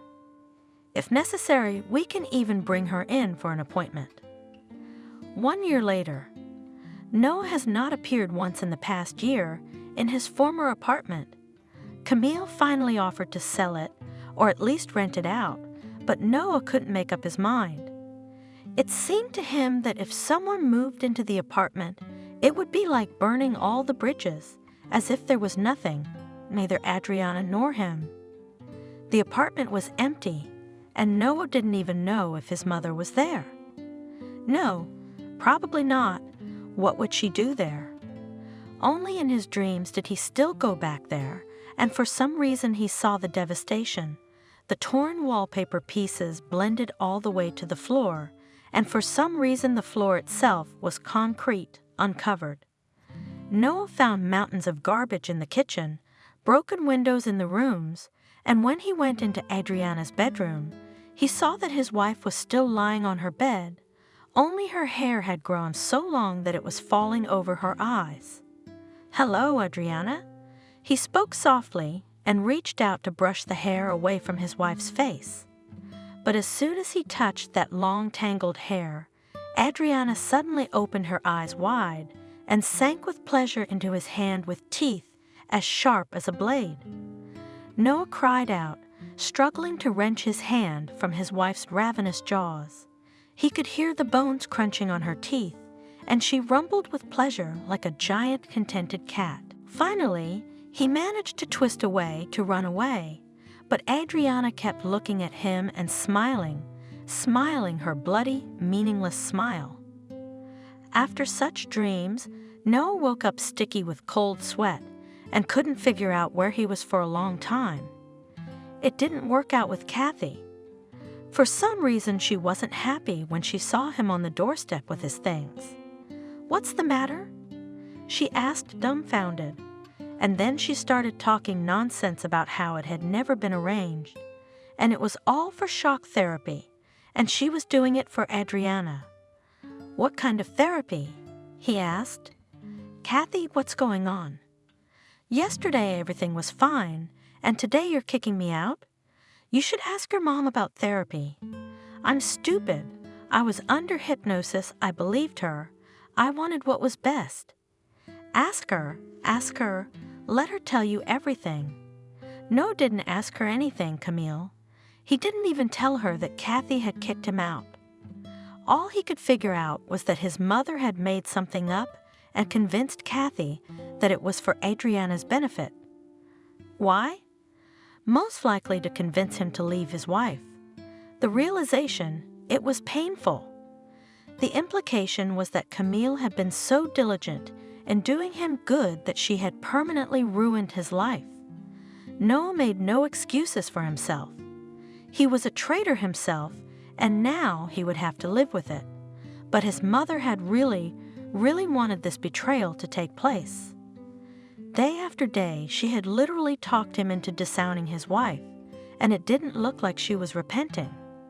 Noah still kept calling his mother, and even lied to her about living with Kathy. But he couldn't help it. He talked with all his might and tried to wrap up the conversation as quickly as possible. He hated to hear how pleased Camille's voice became when he talked about how he and Kathy were going to the movies today, and yesterday they were thinking about where to go on vacation. Her mother had said that Adriana was now living in a specialized boarding school where she was being taken care of. Well, that's good. Noah rented a studio apartment near the center and decided he needed to pull himself together and start a new life. I guess you could say he had succeeded. He had a lot of free time again, and it was possible to spend money just on himself alone. Sometimes there were even girls, but none of them really got him. He didn't want to, except for the nightmare, after which he couldn't fall asleep. Again, it never gave up, and Noah knew that this dream would probably never come off. Adriana, according to her mother, had never recovered, and the doctors had given up all hope. He guessed she was lying, Camille. Adriana hated her and would never take an interest in her well-being, much less visit her. But every time he was about to ask his mother for the address of the boarding house where Adriana was, it was as if something stopped him. It seemed that if he knew where to look for his wife, there would be no turning back. He would have to go and take her away, voluntarily and forcibly, to plunge back into his old life, subordinated to the schedule of feedings and medications, and most importantly to the hopeless eternal longing. Noah's life passed between nightmarish dreams, with a strange reality that was sometimes indistinguishable from a dream. He felt that his entire existence had become illusory transparent, somehow fake. He lived as he hid. From whom? From what? Who knows? One day he decided to visit his wife. Camille hesitated for a long time, but in the end gave her son the address of the boarding school where Adriana had been placed. "Let me call there myself and find out." I begged her. "Why do you need such complications? Go somewhere, then come back. Adriana won't recognize anyone anyway. I want to see her. Cut Noah off. Give me the address, I'm going there anyway." You know what, son? Noah went there the next morning. The private boarding school his mother had talked about turned out to be an ordinary one, the word Anschau's fitting here like no other. Cluttered corridors, upholstered chairs and walls painted in some dreary gray-green color. There was a distinct odor of burnt porridge in the air. You're a private establishment, aren't you? Exploded Noel. What's going on here? Why is everything so ugly, so shabby? The girl behind the front desk straightened up to her full height. We have a very diverse patient population here, young man. A lot of old people on whom the luxury of the environment can affect very depressing. A simple thing like houseplants or shampoos in the bathroom, for example. Do you know that a sick person, for example, can easily drink shampoo and eat cactus? Such people are better off with fewer potentially dangerous objects around them, and potentially dangerous for such a sick person is everything. Stop it. No, bellowed. Just say that your management is pocketing the sponsor's money, and they don't want to pay for the patient's upkeep out of their own pockets either. Isn't that right? Don't talk to me, and show me my wife immediately. If she's still alive, of course. What is your wife's name? The girl asked coldly. He said the name. The girl tapped on the keyboard and then looked up at Noah with a confused look. What is it? Impatiently he asked. What room is she in, and who is taking her in? What's the doctor's name? I need to talk to him. And your wife has been taken away. You see, she was considered, well, nobody's. She had no family, no one to visit her. If you want, we can give you the address of a man who, don't worry, please, he's a very good doctor, one of the best in town. How was she taken? Why, no family? Are you out of your mind? I'm her husband. She has a mother-in-law. How could you give a person away to someone you don't even know and not even tell me? You realize I'll sue you. But your mom, she signed the consent. The girl said. Technically, she had to put her signature, and she was not against your wife being taken away by a doctor. She said that she herself was an old sick person, that she could not take care of Adriana, and we didn't know where to find you. Your mom didn't give us your phone number, nothing. Give us the address, said No, and you have my word I'll sue you, but not now. I'll see you in court later. He liked this story less and less, and the explanation lay on the surface. His mother had stuck Adriana in the first place she could find, without even bothering to find out what the conditions were like. Moreover, Adriana was listed in the local records as a single woman with no one. Formally single, of course, with an old and sick mother-in-law and an absent husband. Yes, Camille had shown a marvel of ingenuity. And so when Adriana was taken away from here by some unknown doctor, he wasn't even informed. Camille would have given Adriana to an ogre just to get rid of her. Noel rode in a cab to the house of this unknown doctor and did not know what he wanted. To thank him, to put up a fight. Strangely enough, the last thing Noah thought about was Adriana, how she was being treated, whether she was alive. All these questions were secondary. The most important thing, the main thing, was that this doctor, whoever he was, had just come and brazenly taken someone else's. Adriana wasn't his. He had no right to her. It's here, said the cab driver, stopping the car near a flashy new building. Well, it's all clear. Noah thought, examining the facade. Bay windows, panoramic windows, underground parking lots. A doctor who doesn't spare money for ponces. He checked the address, checked the apartment number, and went up to the right floor. The entrance was also impressive. Paintings, hanging crystal chandeliers, soft sofas. Did anyone really like all this? Noah had never understood what all this luxury was for, when ordinary light bulbs were enough for lighting and sofas in the entryway were idiotic, to make it more comfortable for kids to sit. And these carpets underfoot, they have to be cleaned and washed every day, cleaned and washed.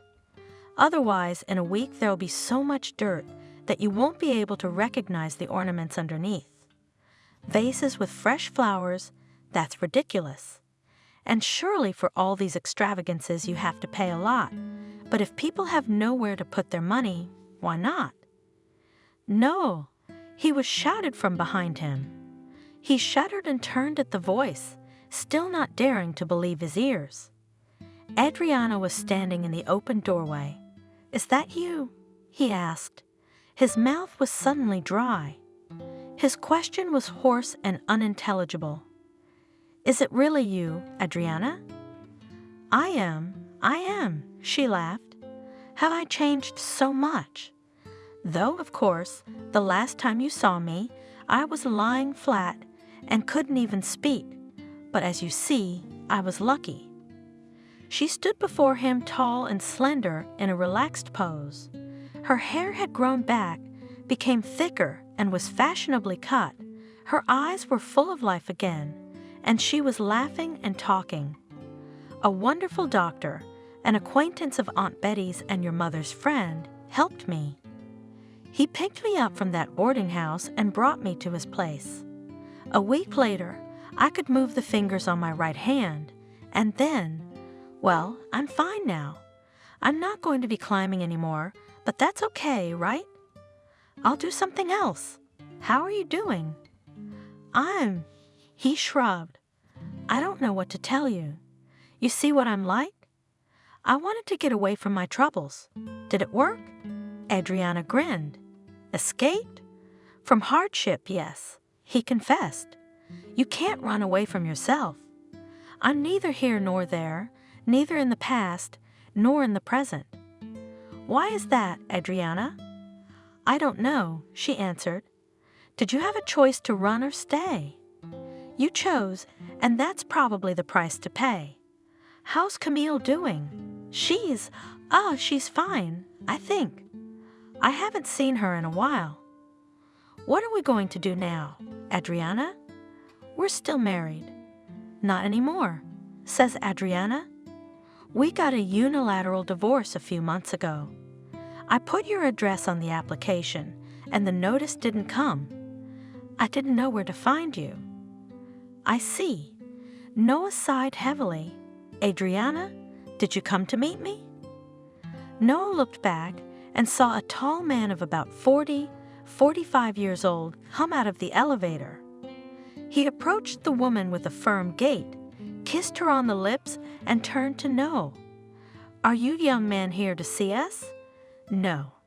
Noah shook his head. I got the wrong address, I'm sorry." He strode towards the elevator, realizing that there was nothing more for him to do here. Camille, sitting alone at the set table. The champagne was cooling in the refrigerator, and a store-bought chocolate cake, with a single candle in the center, was on the table.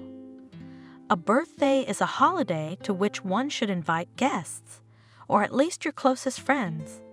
But what do you do if you don't have any friends or relatives? The only friend is a cunt who can't understand the anxiety of a mother's heart.